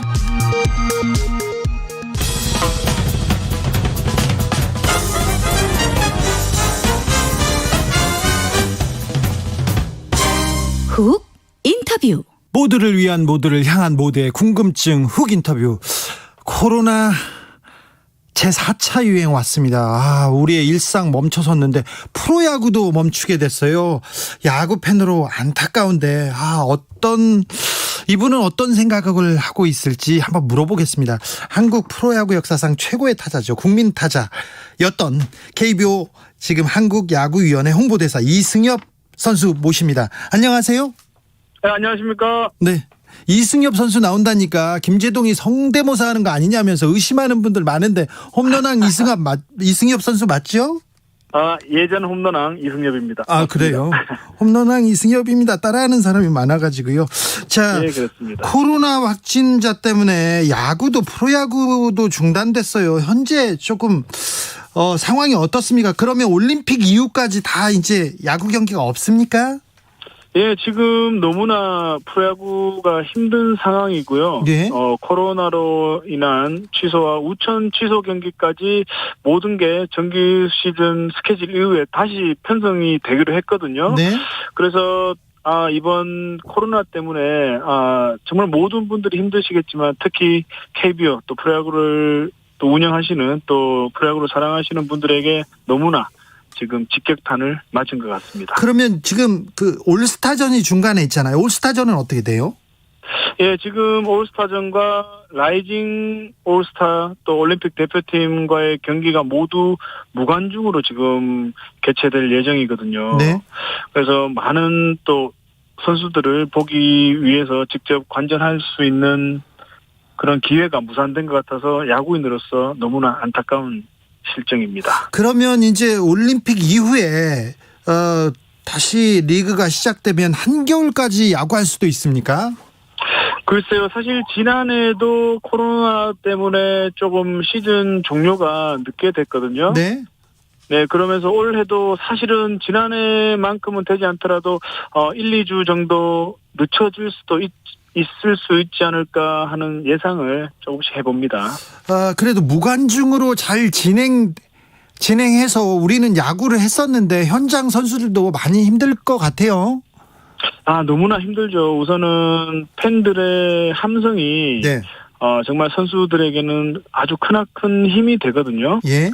네, 그런 상황에서 무관중으로 경기를 하다 보니까 사실은 선수들이 진이 빠지는 경기가 될 수도 있고요. 네. 또 요즘 워낙 또 관중분들이 뭐 10%, 20%, 30% 들어오시기 때문에 구단의 수입이 많이 줄어든 상황이다 보니까 너무나 힘들어 하시거든요. 네. 네, 그러다 보니까 빨리 이게 정상화로 돼서 줄어든 야구 관심을 다시 야구 팬들에게 기쁨을 안겨드릴 수 있는 그런 플레이를 했으면 하는 선배로서의 마음입니다. 이승엽 선수는요, 선수 시절에 관중이 있을 때가 훨씬 그 경기하기가 좋았습니까? 무관중으로 경기에 관중이 없는 게 나았습니까? 관중이 많은 게 좋았습니까? 많은 관중, 특히 꽉 찬 관중 앞에서 플레이를 하면 사실 없던 정신력 또 아드레날린이 생기기 때문에 네. 생각보다 좋은 플레이가 나올 수 있습니다. 일본 가셨을 때 상대편에서 막 야유하고 그러면 좀 힘들고 그러지 않으셨어요? 그런 부분은 힘들지만 그걸 이겨서 꼭 이 야유가 환호로 바뀔 수 있도록 하는 게 제가 해야 할 일이었거든요. 그렇습니까? 2008년 베이징 올림픽 이후에 13년 만에 지금 야구가 정식 종목으로 돌아왔습니다. 네, 맞습니다. 2008년에는 베이징 올림픽에서 한일전에서 이승엽 선수가 투런 홈런 딱 때리고 그래가지고 우리가 금메달 땄는데요. 예. 이번에 우리 야구 대표팀 우승 가능합니까? 저는 불가능하지 않다고 생각을 합니다. 특히 우리나라 야구가 지금 메이저리그로 빠져나가면서 전력이 사실은 약해졌는 건 사실이거든요. 네. 네, 하지만 우리나라 선수들이 특히 일본 선수들에게는 1대1로 붙었을 때는 실력이 뒤떨어질 수도 있으나 24명의 선수가 모였을 때는 그 어느 팀보다 강한 정신력을 가지고 있기 때문에 이 야구는 또 전력만으로 하는 게 아니거든요. 네. 꼭 우리나라 야구가 2008년도 베이징의 영광을 다시 한번 이룰 수 있을 것이라 굳게 믿고 있습니다. 일본은 그 메이저에서 돌아온 다나카 선수도 나오고 최정예 멤버들이 나서는 것 같은데. 예. 좀 일본 전력이 좀 버겁지 않을까요? 그렇게 생각을 하실 수도 있는데요. 예전에 뭐 2000년 시드니 올림픽 또 2008년 베이징 올림픽 때도 전력으로 봤을 때는 우리나라가 분명히 열세였습니다. 그래요? 하지만 일본을 이길 수 있었던 건 우리 민족주의의 힘이라고 저는 생각을 하거든요. 우리 민족의 힘이요? 예. 일본한테는 이겨야죠. 이길 거라고 저는 믿고 있습니다. 아니 그래도 응원합니다. 2000년 시드니 올림픽 때 그리고 베이징 올림픽 때는 승엽이도 있고 종범이도 있고 다 있었는데 지금은 이렇게 좀 리더라고 해야 되나요? 이게 일본전에서 한 방을 해줄 사람, 일본전에서 나설 선발 이런 게 잘 안 보여요. 예, 그렇기 때문에 지금 아마 물량 공세를 펼치지 않을까 하는 생각을 하거든요. 물량 공세요? 예, 선수들이 특히 투수 같은 경우에는 확실한 에이스가 없다 보니까 네. 경기하는데 사실은 조금 어려움이 있을 수도 있지만 좀 투수들이 짧게 이닝을 끊어간다면은 뭐 불가능하지도 않을 거라고 생각을 하고요. 또 네. 타자들 쪽에서는 저는 KTBG의 강백호 선수를 굉장히 좀 주목을 하고 있거든요. 네. 그 선수가 우리나라의 해결사가 되어졌으면 하는 바람이 있습니다. 강백호가 해결사가 될 것이다. 예. 네. 이승엽 선수는 베이징 올림픽 때도 그랬고 그다음에 광저우 아시안 게임 때도 그랬고 시드니 올림픽 때도 그렇고 일본전만 보면 그렇게 한 방 결승타를 쳤는데 그때 어땠습니까? 근데 그때 일본 선수들이 이승엽 선수한테 엄청 집중 견제했지 않습니까? 좋은 볼 안 주고. 네, 아무래도 집중 견제를 했겠지만 저는 이제 시드니 올림픽 또 2006년 WBC 또 2008년 베이징 올림픽에 나갔으나 사실 제가 비록 해결사 역할을 해줬지만 네. 모든 힘은 우리 더가웃에 있는 선수들의 응원에서 저는 나왔다고 생각하거든요. 네. 이 24명이 한마음이 되지 않았다면 제가 좋은 타구를 날려 보낼 수가 없었을 겁니다. 아니 근데 때문에, 이승엽 선수 예. 너무 지금 해설위원 같아. 말이. 그렇습니까? 마음을 모아줬으니까 우리 민족주의 이런 얘기가 홈런왕이 아니라 해설위원 다 되셨습니다. 저는 그렇게 생각합니다. 정말 우리 한 마음이 되면은 그 누구도 우리나라를 이길 수 없다고 저는 생각을 하거든요. 네. 올림픽에 처음 나가는 신인 선수들이 많은데요. 후배 선수들한테 한마디 해주십시오. 도쿄올림픽에서 임하는 자세에 대해서. 예, 너무나 긴장을 할 것입니다. 하지만, 국가 대항전, 정말 우리나라 야구를 또 우리나라 국민을 대표해서 나가는 대회인 만큼 정말 모든 걸 걸어서, 우리 국민들이 원하는 성적을 올려야 되는 게 우리 프로야구 선수로서의 숙명이라고 생각을 하거든요. 예.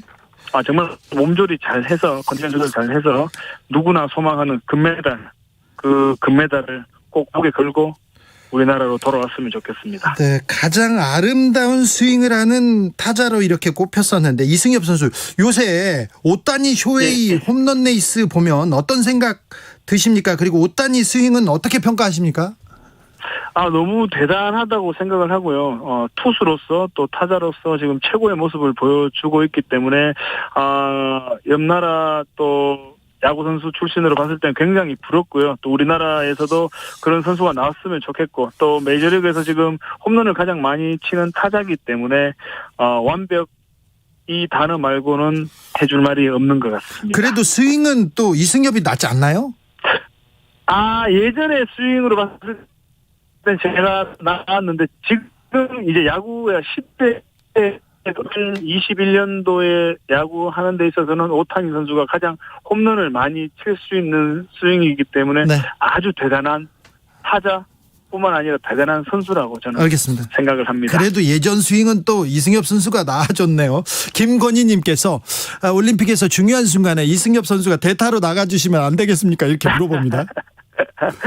저도 TV로 시청을 하면서 저도 이제 중계를 하거든요. 네? 해설위원으로서 중계를 하지만 중계를 하면서 정말 마음속으로는 꼭 우리나라가 좋은 성적 올릴 수 있도록 응원하면서 중계를 꼭 하도록 하겠습니다. 지금 야구 해설위원 하시고요. 지금 야구 은퇴 이후에 이승엽 재단 운영하시죠? 예, 맞습니다. 어떤 재단입니까? 저는 이제 야구 장학 재단을 하고 있고요.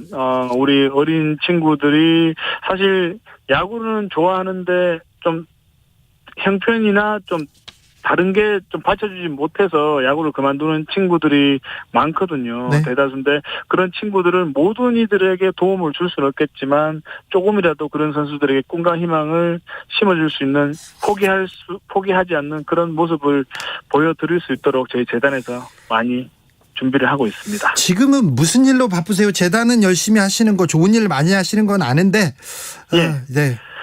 지금 이제 저희 해설을 하고 있고요. 예. 또 제가 한 5개월 된 늦둥이가 생겼습니다. 아, 네. 축하드려요. 예, 그래서 요즘에 애기 보는 재미에 푹 빠져서 재밌게 살고 있습니다. 그 애기 보는 재미가 육아가 괜찮고 재밌습니까? 힘듭니다. 힘들어요? 예. 부인한테 많이 혼나신다면서. 예, 많이 혼나고 있습니다. 계속요? 잘 봐야죠. 야, 네, 잘 봐야죠. 아, 네. 늦둥이. 그러면 아들이 셋인가요? 예, 그렇습니다. 네. 큰아들이 지금 17살. 예, 17살입니다. 그리고 둘째는 11살, 1살. 그렇게 3명이 있습니다. 네, 육아에 전념하고 있는 이승엽 선수입니다. 자, 이승엽 선수. 야구장 가고 싶어도 못 가는 야구 팬들이 많습니다. 네. 야구를 사랑하는 팬들한테 한 말씀 부탁드리겠습니다. 우선 야구인으로서 너무나 안타깝게 생각을 하고요. 모든 또 국민들의 책임이라고 생각하고 저 역시 방역 지침을 소홀하지 않고 빨리 우리 국민들이 제자리로 돌아올 수 있도록 국민의 한 사람으로서 저도 최선을 다하겠습니다. 조금만 더 기다려 주시고 프로야구장에 많은 관중분들이 오셔서 정말 함성 소리를 지르실 수 있는 분위기가 빨리 왔으면 좋겠다는 생각을 하고 있습니다. 여기까지 들을까요? 네. 지금까지 KBO 홍보대사 이승엽 선수였습니다. 감사합니다. 네, 감사합니다. 주진우 라이브 훅 인터뷰 이어가겠습니다. 도쿄올림픽 이제 열흘 정도밖에 안 남았는데요. 일본 상황 어떤지 좀 궁금합니다. 지금 한일 정상회담 관련된 뉴스 계속 나오는데 이게 사실과 다른 내용도 마구 나오는 것 같아요. 그리고 일본 방위백서에 독도 얘기가 계속 또 나옵니다. 이영채 일본 게이센 여학원대 교수한테 물어보겠습니다. 안녕하세요, 교수님. 네, 안녕하세요. 도쿄에서 이번에 4번째 긴급사태 발효됐습니다. 현재 어떤 상황입니까? 네, 일본은 원래 그 만연 방지 집중 기간이라고 해서 11일까지 이 기간을 하고 만약 이게 해제하면은 유관중을 하기로 했는데 실제 상황이 더 악화돼가지고 제4차 긴급사태 조치로 가버리게 되었습니다. 네. 이게 8월 22일까지 한 달간 더 연장을 하게 되어 있고요. 그래서 전체적으로는 무관중이 약 96%로 모든 경기를 치러야 되는 이런 상황으로 지금 되어서 국민들도 좀 혼란스럽고 하지만 이게 실효적인 대책이 있을까 또 의아해하면서 또 이게 올림픽이 폭발하지 않을까 긴장하는 이런 복잡한 상황이 되고 있는 것 같습니다. 일본 식당은 술을 팔지 않는다면서요. 그리고 8시에는 모두 닫아야 된다면서요. 이게 음식점에서 금주령이라 이게 실효성이 있을까요? 네, 실제 8시까지만 영업을 시키는데 긴급사태 조치가 되면 주류 판매를 금지해서 이거 코로나를 억제하겠다고 한다는 건데 근데 이게 잘 따르지 않겠죠. 그래서 원래 지금 니시무라 경제재성 대신이 은행들에게 이 음식점에 주는 지원금을 협박용으로 사용해라는 식으로 뉘앙스를 발현을 해서 이게 큰 문제가 되었습니다. 음식점에 협박을 하라고요? 그렇죠. 그렇지 않으면은 이게 제재를 하겠다는 식으로 하는 건데 그래서 이게 문제가 되어서 다시 조정을 하겠다고 하는 건데 실제 4차까지 긴급사태 선언하면서 자영업들이 어렵잖아요. 그런 의미에서는 이게 실질적으로 조치가 있을지 그리고 주류 금지를 일단은 금지를 한다고 하지만 실제 그걸 막기는 어렵다고 보입니다. 네. 일본 내에서 여전히 일본 올림픽 개최에 부정적인 여론이 많습니까? 네, 그렇습니다. 지금 현재 올림픽 전체에서 스가 정권에 대한 지지율이 급락한 것도 하나의 그런 부정적 여론인데 NHK에서 이틀 전에 발표된 여론조사에 의하면 현재 스가 정권은 33%가 지지한다. 그리고 부정적인 여론이 46%로 나오고 있고요. 네. 올림픽에 대해서는 지금 현재 이번에 올림픽을 하는 것 자체에 대해서는 납득하지 못한다라는 응답이 65%에 달하고 있기 때문에 실질적으로 올림픽에는 부정적인 여론이 훨씬 많다고 봐야 될 것 같습니다. 일본 이제 휴가철도 다가오는데요. 코로나 관리 확진자가 더 늘어날 것이라는 보도도 계속 나오고 있습니다. 네, 그렇죠. 지금 올림픽 기간에 약 8만 명 전후의 선수들과 임원들이 이동을 하게 되고 그럼 여기에서 지금 현재 증가하고 있는 경향이 올림픽 기간에는 더 폭발한다는 거죠. 네. 하루에 2,000명 정도까지 나올 거라는 이야기도 있고요. 도쿄에서만. 그리고 이 올림픽이 끝나면은 8월 중에는 일본이 한국으로 말하면 추석인데 전국으로 귀향을 하는 시기가 되는 거죠. 그러면 이게 또 전국적으로 또 확대되고 하게 되면 가을에는 일본이 다시 대유행을 할 거다라고 해서 실제 여기에 일본 정부가 전혀 대책을 세우고 있지 못하고 있어서 더 불안한 요소들이 많아지고 있습니다. 일본은 사망자도 많이 나오던데 200명 막 100명대 이렇게 계속 사망자가 나오기도 했는데 사망자, 중증 환자는 잘 관리되고 있습니까? 실제 지금 이게 변이 바이러스가 되고 있기 때문에 이것을 스피드로 따라가기도 어렵고 실제 회복에 비해서 증가하고 있기 때문에 병상이 부족하고 뭐 이것을 대처하기가 쉽지 않는 거죠. 예. 그리고 그런다고 해서 백신 접종이 예상대로 되고 있지 못하고 지금은 공급 부족으로 실제 예약자들이 취소를 하고 있는 상황에서 사망자들이 늘어나고 있는 이런 경우입니다. 네, 그렇습니까? 지금 일본 언론에서 계속 한일 그 정상회담 얘기가 계속 나오고 있는데 지금은 어떤 식으로 나오고 있어요? 네, 한국에서는 아직 명확하게 문재인 대통령이 일본을 방문한다 공식 결정되었다는 걸 발표한 적이 없는데 없죠. 일본에서는 계속 공식으로 방문한다 이렇게 이야기를 하고 있고 대신 이제 회담 시간을 15분이라든지 길게 할 필요 없다라는 이런 식의 보도까지 나오고 있는 것입니다. 아마 수면 하에서 나름대로 조정은 하고 있겠지만 이런 식으로 외교에서 아직 결정되고 있지 않는 내용을 언론에 흘리고 있는 것들은 외교적 결례이고 저 일본에 좀 조바심도 많이 보이는 것 같습니다. 일본에서는 그러니까 문재인 대통령이 그 올림픽에는 참석하되 정상회담은 그냥 의례적으로 조금만 해주겠다. 뭐 이런 식입니까 지금 언론에서? 일본 입장이야 지금 전 세계 정상급들이 거의 오지 않고 그렇기 때문에 문재인 대통령이 오는 것은 반갑죠. 하지만 지금 스가 정권 같은 경우는 지지 기반이 보수 우익 지지 기반밖에 지금 거의 지지 기반이 없다고 봤을 때 문재인 대통령하고 정상회담을 하는 것은 비판을 받을 이러한 것을 우려하고 있는 거죠. 그렇기 때문에 오기는 오되 빈손으로 돌려보내겠다. 즉 정상회담이 아닌 형식적인 인사 절차라고 하겠다는 거죠. 그런데 한국 입장에서는 정식적인 정상회담이 아니면 힘들겠죠. 아, 그래요? 이게 지금 남의 정상을 오시라고 해놓고 지금 말할 수 있는 이게 예인가 이렇게 생각도 됩니다. 근데 이 와중에 일본 방위성은 방위백서에 또 올해도 독도 영유권 주장을 반복했습니다. 벌써 17년째인데요. 이 방위백서에 어떤 내용 담겨 있습니까? 네, 일본 정부가 이번에 다시 일본의 방위백서에 독도를 그대로 똑같이 표기했는데 이것은 뭐 연례 행사라고 볼 수도 있는 하나의 경우이긴 합니다. 원래 이 북방 영토라든가 지금 한국 같은 이 독도 문제는 실제 분쟁 지역이다. 그리고 한국이 불법으로 점령하고 있다. 이것을 그대로 표현을 하고 있는데요. 근데 이제 이번에는 여기에다가 최근에 한국이 독도에서 군사훈련을 한다든지 이런 부정적인 행위를 계속하고 있다라는 문제 제기를 하고 있고 또 한국의 국방비 증강에 대해서도 문제 제기를 하고 있고 이런 부분들은 실제 한국에 대한 아주 강한 불신감이 표현된 이러한 백서라고 할 수 있겠습니다. 네.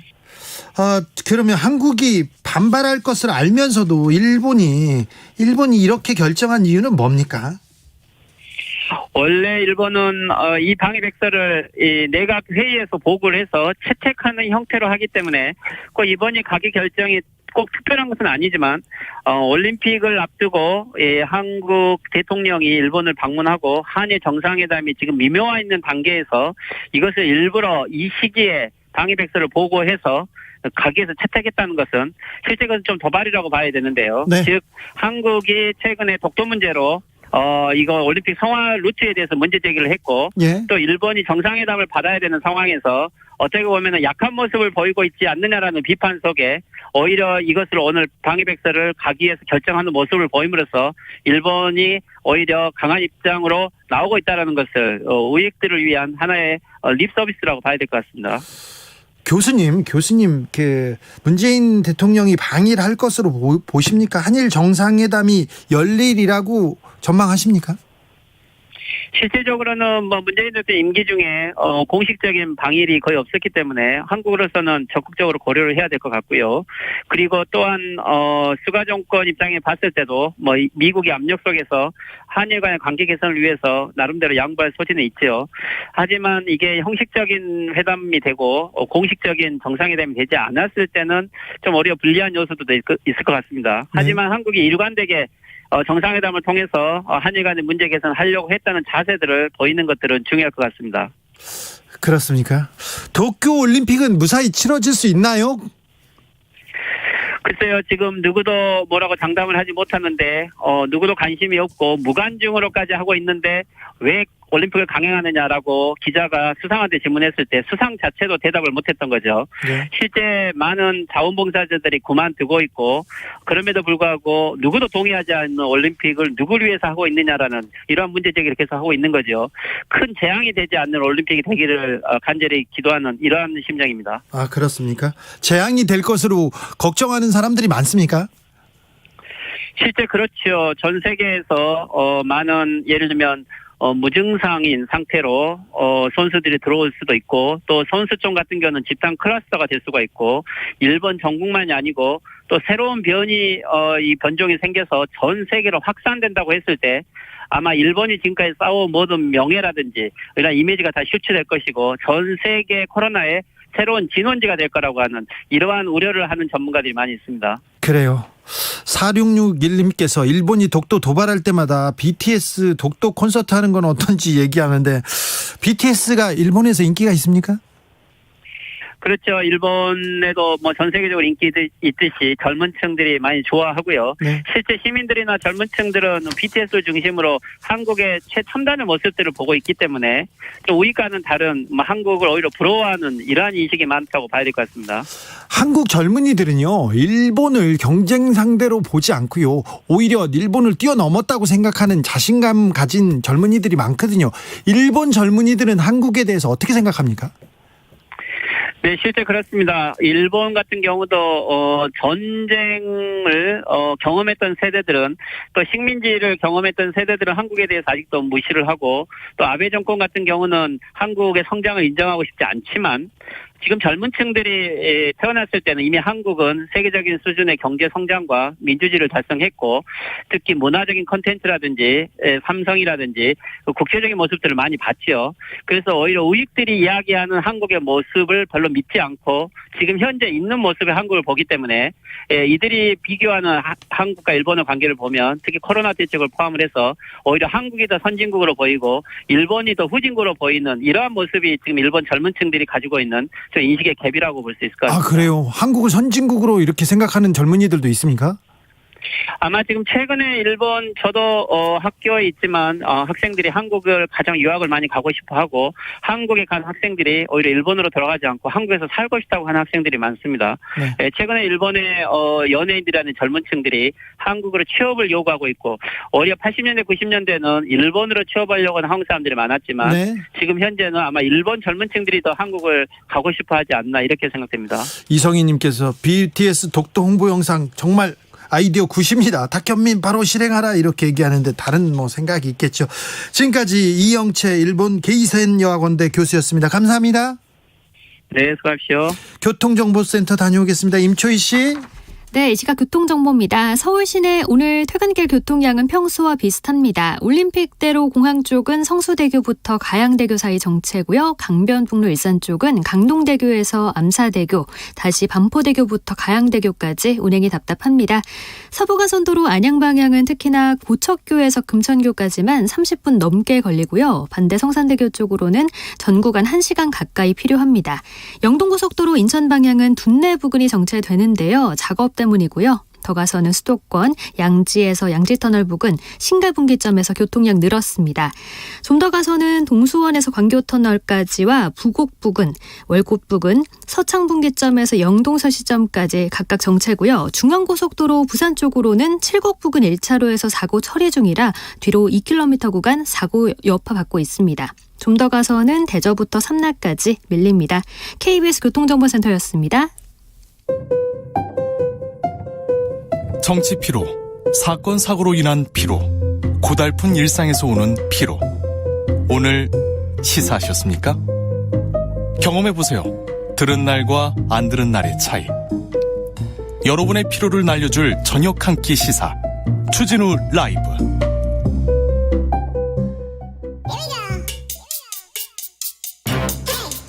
뉴스를 향한 진지한 고민, 기자들의 수다.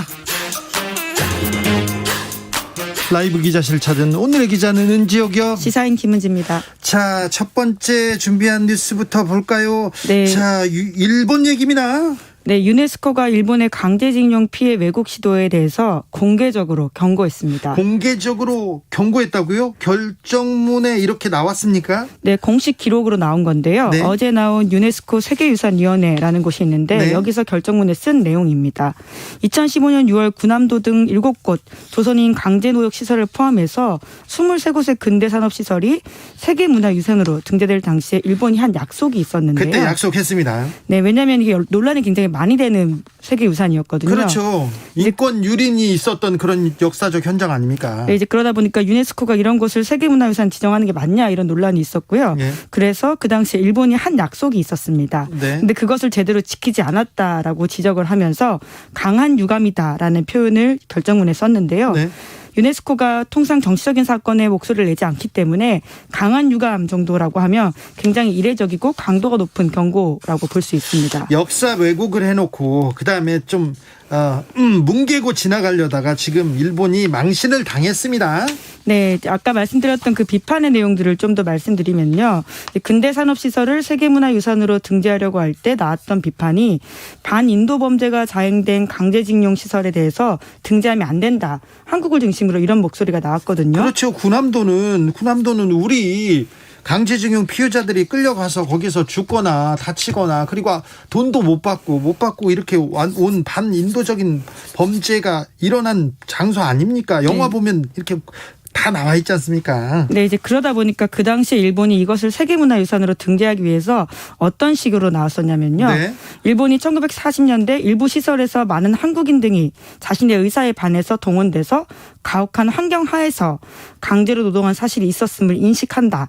그렇기 때문에 희생자들을 위한 시설까지도 만들겠다. 이런 식의 취지의 약속을 했습니다. 하겠다고 했는데 안 했죠. 네, 이제 그때는 그렇게 하겠다라고 했었는데요. 그리고 그때 이 사실이 왜 중요했었냐면 일본 정부 차원에서 일제강점기 한국인들의 강제징용이 있었다. 이런 것들을 국제사회에 인정한 게 처음이었기 때문에 굉장히 주목이 됐었습니다. 주목이 됐는데 일본 안 지켰어요. 안 지켜. 네, 그러니까 이런 사실들을 제대로 알리지도 않았을 뿐만이 아니라요. 오히려 왜곡하고 있다라고 합니다. 그러니까 조선인에 대한 차별은 없었다. 징용자 학대가 없었다. 이런 주민 발언을 공개하고 강제징용과 관련된 역사적인 사실을 죄송합니다. 왜곡했다. 이런 내용들이 있는데요. 일본이 이렇습니다. 일본 앞에서 하는 얘기하고 뒤에서 하는 얘기 달라요. 네, 그러니까 위원회가 2년에 한 번씩 이런 것들을 다 점검하고 다시 한번 권고하는데요. 이에 대해서 이번에 딱 걸린 거죠. 유네스코는 사실 일본이 돈을 많이 냅니다. 가장 많이 내는 나라 중에 하나여서 유네스코가 일본의 입김에 좀 휘둘린다 이런 얘기가 있는데 일본의 영향 하에 있어도 이건 너무한다 해서 이렇게 따끔하게 지적한 겁니다. 네, 게다가 희생자를 위한 추모 조치도 제대로 되어 있지 않다라고 하는데요. 네. 원래는 군함도가 있던 나가사키에 이것을 만들기로 했었는데요. 도쿄에다 만들었다라고 합니다. 예. 이게 뭐 말이 안 되잖아요. 네, 그래서 그렇죠. 이제는 잘 고치겠다고 합니까? 이렇게 권고안이 나오고 그래서? 네, 이번에 유네스코가 강한 유감을 표명하면서요. 앞으로 권고를 이행하지 않으면 더 강력한 압박을 할 수 있다. 이렇게 알려져 있는데 네. 가장 큰 압박은 아무래도 이러한 세계문화유산이 취소되는 거겠죠. 네. 아직 거기까지 간 상황은 아닌 것 같긴 한데요. 네.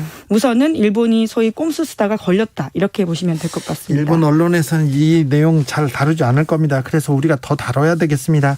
수미박님께서 네, 맞아요. 도쿄에 거주하고 있는데요. 주위 사람들 한국 완전 좋아합니다. 요즘은 달라졌습니다. 한국의 위상, 일본에서 한국을 바라보는 시각이 좀 달라진 것 같습니다. 자, 다음 뉴스로 가볼까요? 네, 후배 검사를 폭행해서 극단적 선택에 이르게 했던 한 부장검사가 있었는데요. 김대현 전 부장검사 얘기하는 거죠? 네, 지금은 옷을 벗었습니다. 네. 이 사람에 대해서 1심에서 징역 1년형이 선고됐습니다. 법정 구속되지는 않았지만 징역 1년형이 선고됐습니다.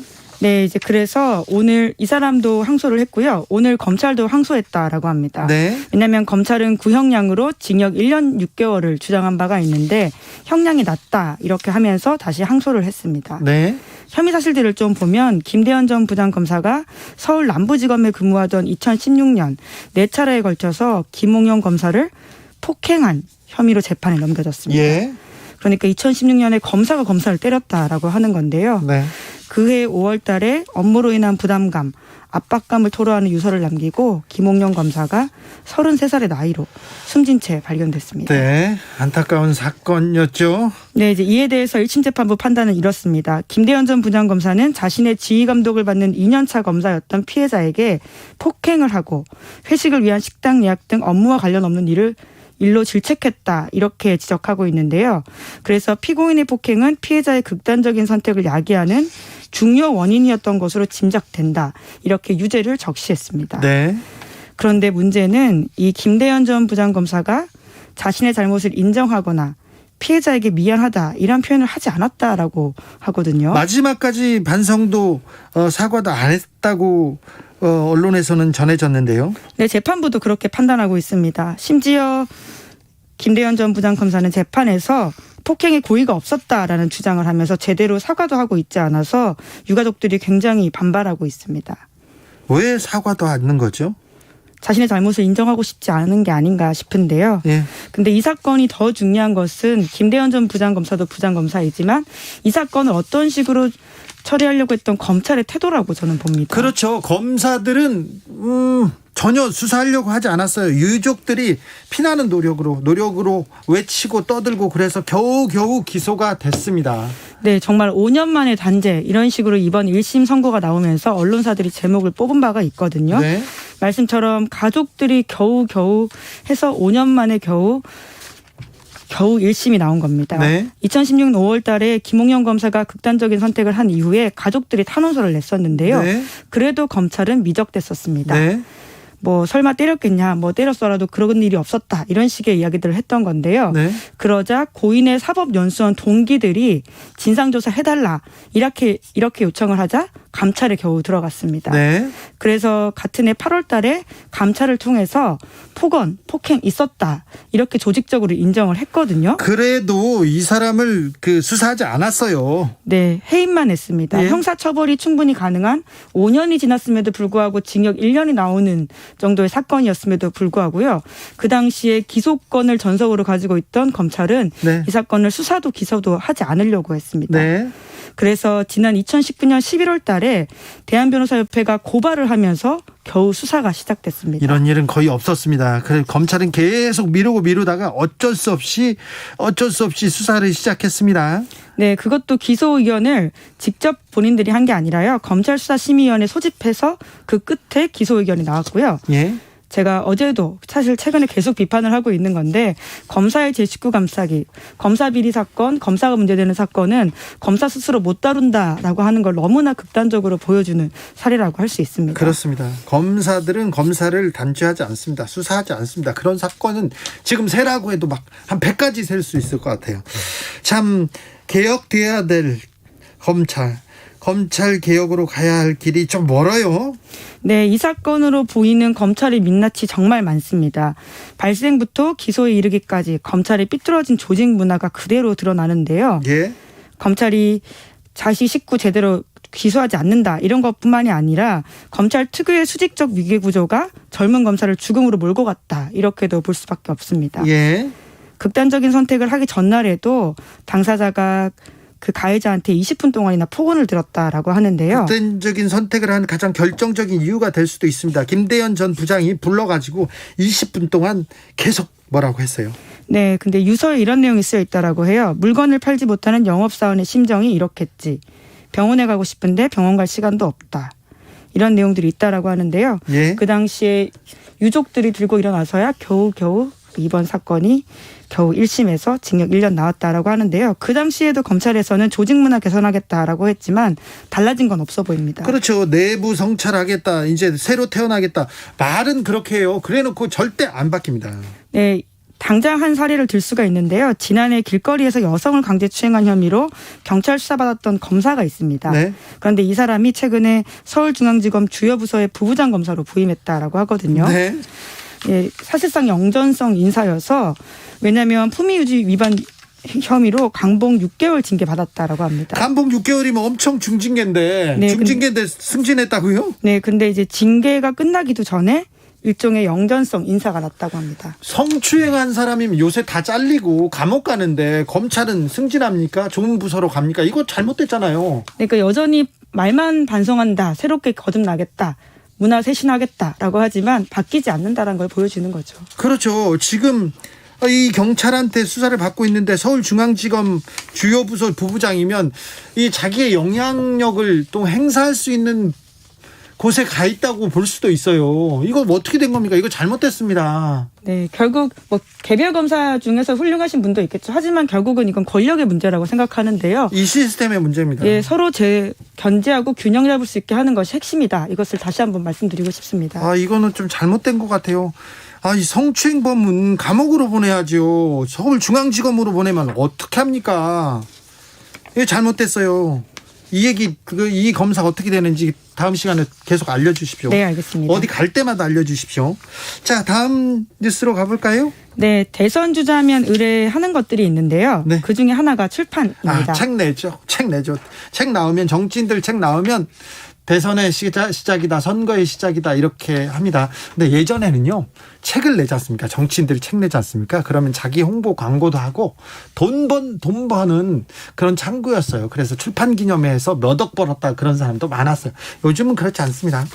네, 이제 그래도 우리가 의뢰하면 생각나는 책들이 있는데요. 네. 문재인의 운명, 안철수의 생각 이런 책들은 정말 많이 팔리긴 했습니다. 50만 부, 70만 부 이런 식으로 팔렸어요. 엄청나게 많이 팔렸습니다. 그때는 안철수 전 원장께서 이제 지금은 대표가 됐죠. 대표가 나오면서 이 사람이 어떤 생각을 가지고 있지 모르니까 다 책 사봤죠. 그리고 문재인이 어떻게 정치에 참여했는지 알고 싶었죠. 그래서 다 책을 사봤습니다. 네, 비서실장으로만 인식했던 문재인 당시 후보의 어떤 인생의 여정 그리고 정치에 왜 참여하게 됐는지 이런 것들이 잘 쓰여 있어서 네. 유권자가 후보의 생각을 이해하고 정책을 이해하는 데도 굉장히 중요한 도구였습니다. 네. 그리고 아마 앞서서 기억나실 텐데요. 노무현 전 대통령의 에세이 여보나 좀 도와줘라고 있는데요. 네. 이 책도 1994년에 나오긴 했지만 2002년 대선 때 또 유명해졌습니다. 예, 많이 그렇죠. 팔리기도 했고요. 네. 그래서 이렇게 정치인들을 특히 큰 꿈을 꾸는 대통령 후보자들에게 책 출판은 일종의 공식처럼 되어 있는 게 있는데요. 네. 그래서 오늘 아침 경향신문 기사를 보면 대선 주자라고 할 수 있는 11명에 대해서 책 판매량을 살폈다라고 합니다. 책은 근데 본인이 쓴 책도 있고 남이 쓴 책도 있고 그래서 지금 이걸 기준으로 평가하기는 그런데 지금 대중한테 안 알려진 후보들 이런 사람들의 생각을 알고 싶거든요. 그래서 윤석열, 최재형 이런 분께서 책을 쓰면 어느 정도 어필할 수 있을 텐데 최재형 전 감사원장 책 냈습니까?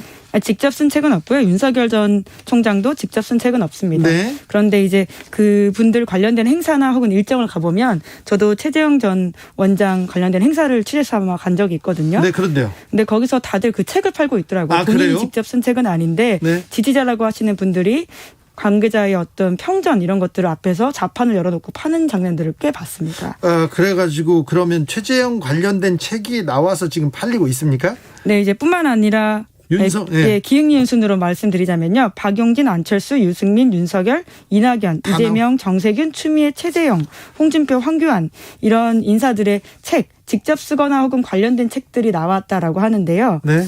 네. 지금 그런데 출판사 입장에서는 정치인 책 출판이 그렇게 달갑지만은 않아요. 요새는 많이 안 팔리거든요. 네, 그렇죠. 왜냐하면 책 자체가 덜 팔리는 지점들이 분명히 있고요. 요새는 뉴미디어 그러니까 유튜브 같은 것들을 통해서 후보자가 자기를 더 많이 알리고 있기 때문에 출판에 힘을 덜 주는 것도 사실입니다. 그러네요. 네, 그럼에도 불구하고 잘 나온 책 하나가 또 대박 나는 경우도 있잖아요. 네. 그러니까 출판사 입장에서는 계륵이다 이런 이야기가 나오고 있는데요. 좋은 책을 하나 만들어서 대박이 날 수도 있고 혹은 너무 어느 쪽 편이다 이렇게 보이는 면이 있기 때문에 좀 부담스럽기도 하고 네. 양쪽 다 지점이 있다라고 합니다. 담대한 희망 생각나네요. 네, 아무래도 이제 미국 시장은 훨씬 더 크기도 하고요. 미국의 주요 주자들은 책을 내면서 자기를 어필하는 경우들이 큽니다. 말씀처럼 오바마 전 대통령이 담대한 희망 그리고 내 아버지로부터의 꿈 이런 책을 내면서 자기를 알렸었거든요. 이 책을 보고 오바마를 마음에 두었다 이렇게 얘기하는 사람들 정말 많았어요. 책도 많이 팔렸고요. 그렇죠. 최초의 흑인 대통령이었었는데 특히 내 아버지로부터의 꿈은 제목에서도 이해하시겠지만 케냐 출신의 흑인 아버지를 둔 소년의 방황과 고민 이런 게 담겨 있습니다. 네. 그런 것들을 설득력 있게 이야기하다 보니까 오바마라는 사람에 대해서 호감을 가진 사람들이 정말 그때 많았었는데요. 네, 인간 오바마에 대해서 그때 굉장히 호감 생겼다고 하는 사람들 많았습니다. 책 보고요. 트럼프 전 대통령도 책 때문에 굉장히 조금 뭐라고 해야 그래야 되나 많은 그 도움을 받았어요. 네, 제목이 유명합니다. 사실 내용보단 제목인데요. 아마 들어보셨을 텐데 거래 기술이라고 하거든요. 네. 하지만 또 캠프 후보 기간에 이것조차 본인이 쓰지 않았다라는 것들이 드러나서 곤욕을 치르기도 했었는데요. 여튼 트럼프 대통령도 이 책으로 유명해졌고요. 이 책을 통해서 사업가로서의 자신의 유망함을 드러내기도 했었습니다. 네. 이명박 전 대통령 그리고 박근혜 전 대통령도 책으로 유명하고요. 김대중 전 대통령의 책들이 꾸준히 많이 팔리는 책이었습니다. 그런데 그렇죠. 김대중 대통령은 또 옥중서신과 같은 책들이 워낙 많아서 네. 그런 것도 유명하죠. 그런데 이번에는 지금 후보들의 책이 많이 나오고는 있습니다. 그런데 아무튼 예전과 같이 팔리고 있지는 않네요. 네, 아무래도 출판 시장이 작아지다 보니까요. 굉장히 판매 부수가 많지는 않다고 합니다. 해당 기사에서도 판매 부수를 알려주진 않아서 네. 짐작을 하는 거지만 과거보다는 확실히 줄었을 거다. 이렇게 알게 될 것 같습니다. 요즘 서점가에서는 조국 전 장관의 책이 가장 많이 팔리고 있죠?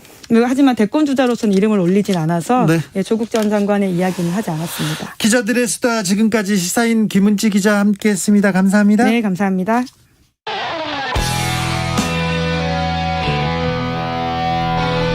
스치기만 해도 똑똑해진다. 드라이브 스루 시사 주진우 라이브.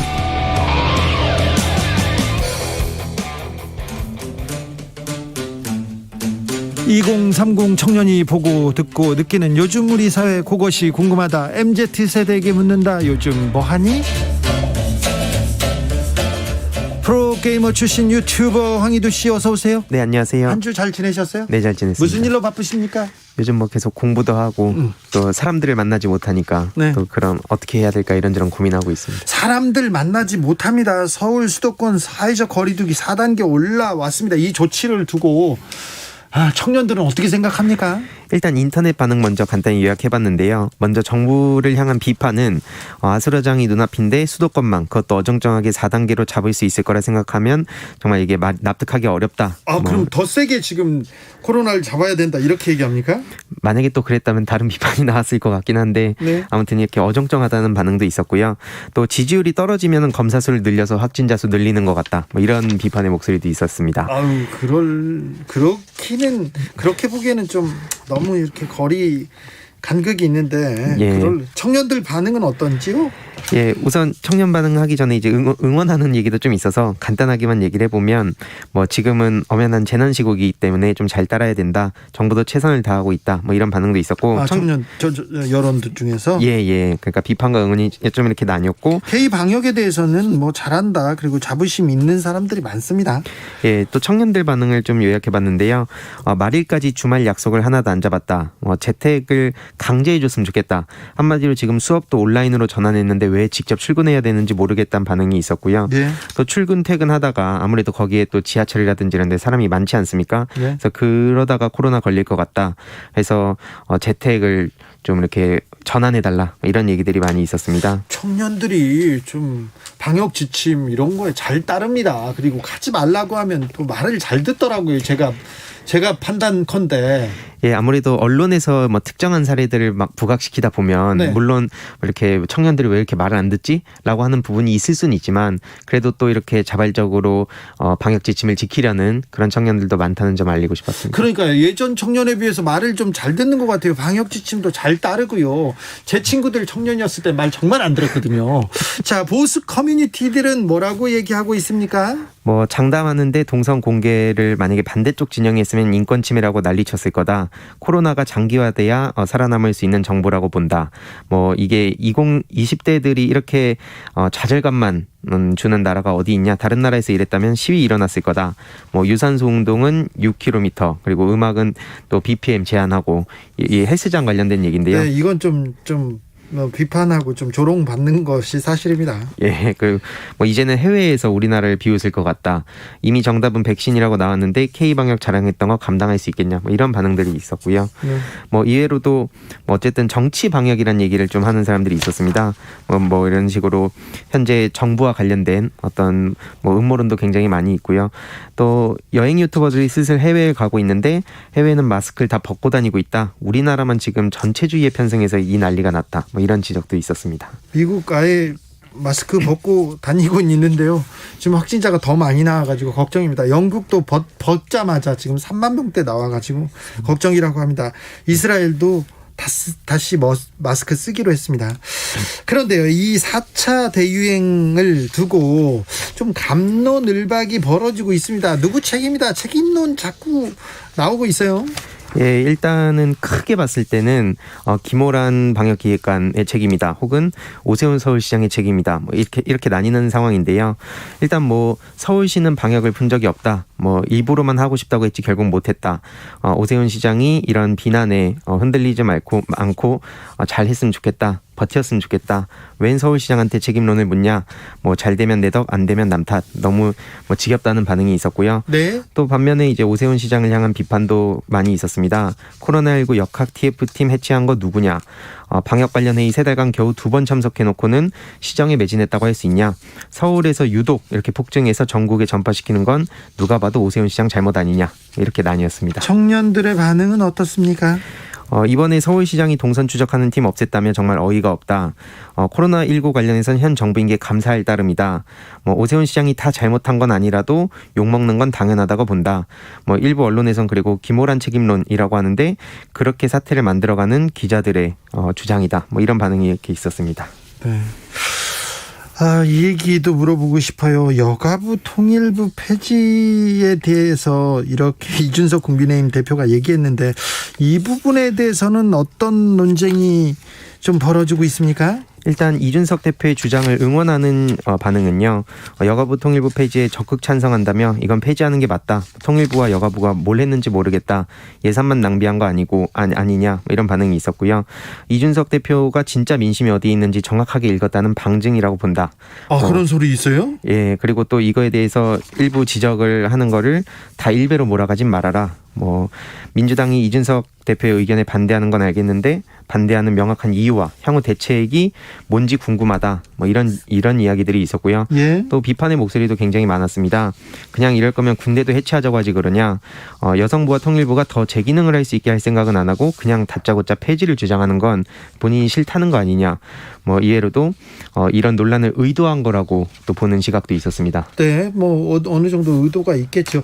여가부 폐지에 대해서 남녀 이렇게 좀 보는 견해차가 있습니까? 2030 여성 커뮤니티 반응은 좀 어떤지 알려주세요.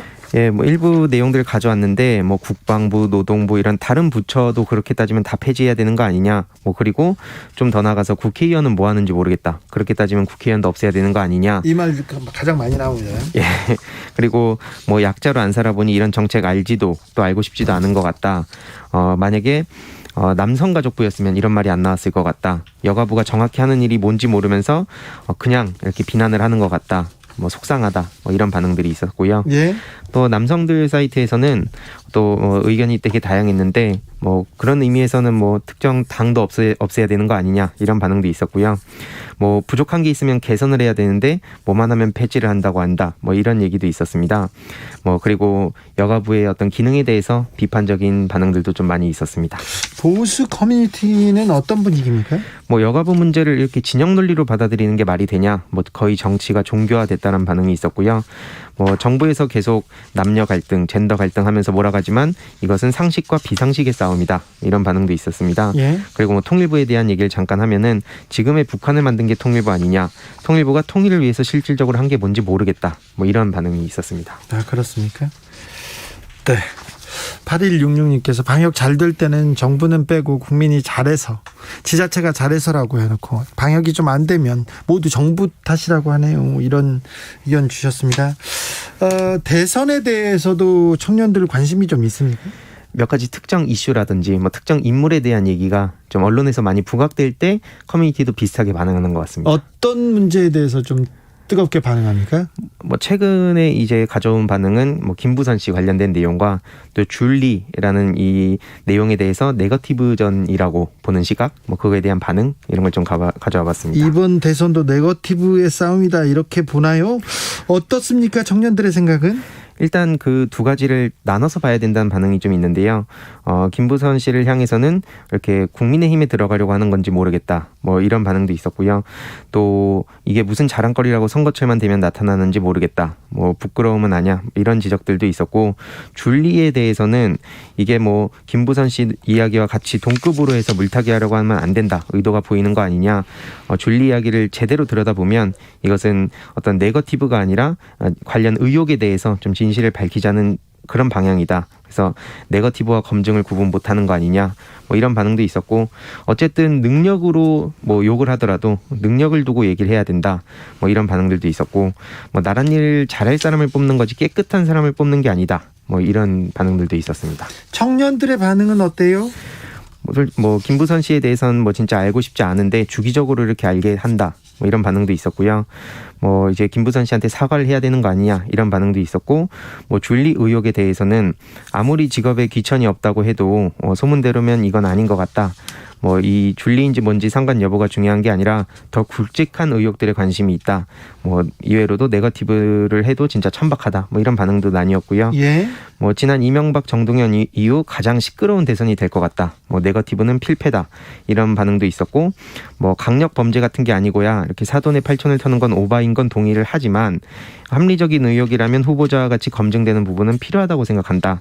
뭐 이런 반응들도 있었습니다. 청년 커뮤니티 반응은요? 주로 이제 줄리에 대한 반응이 조금 있었는데요.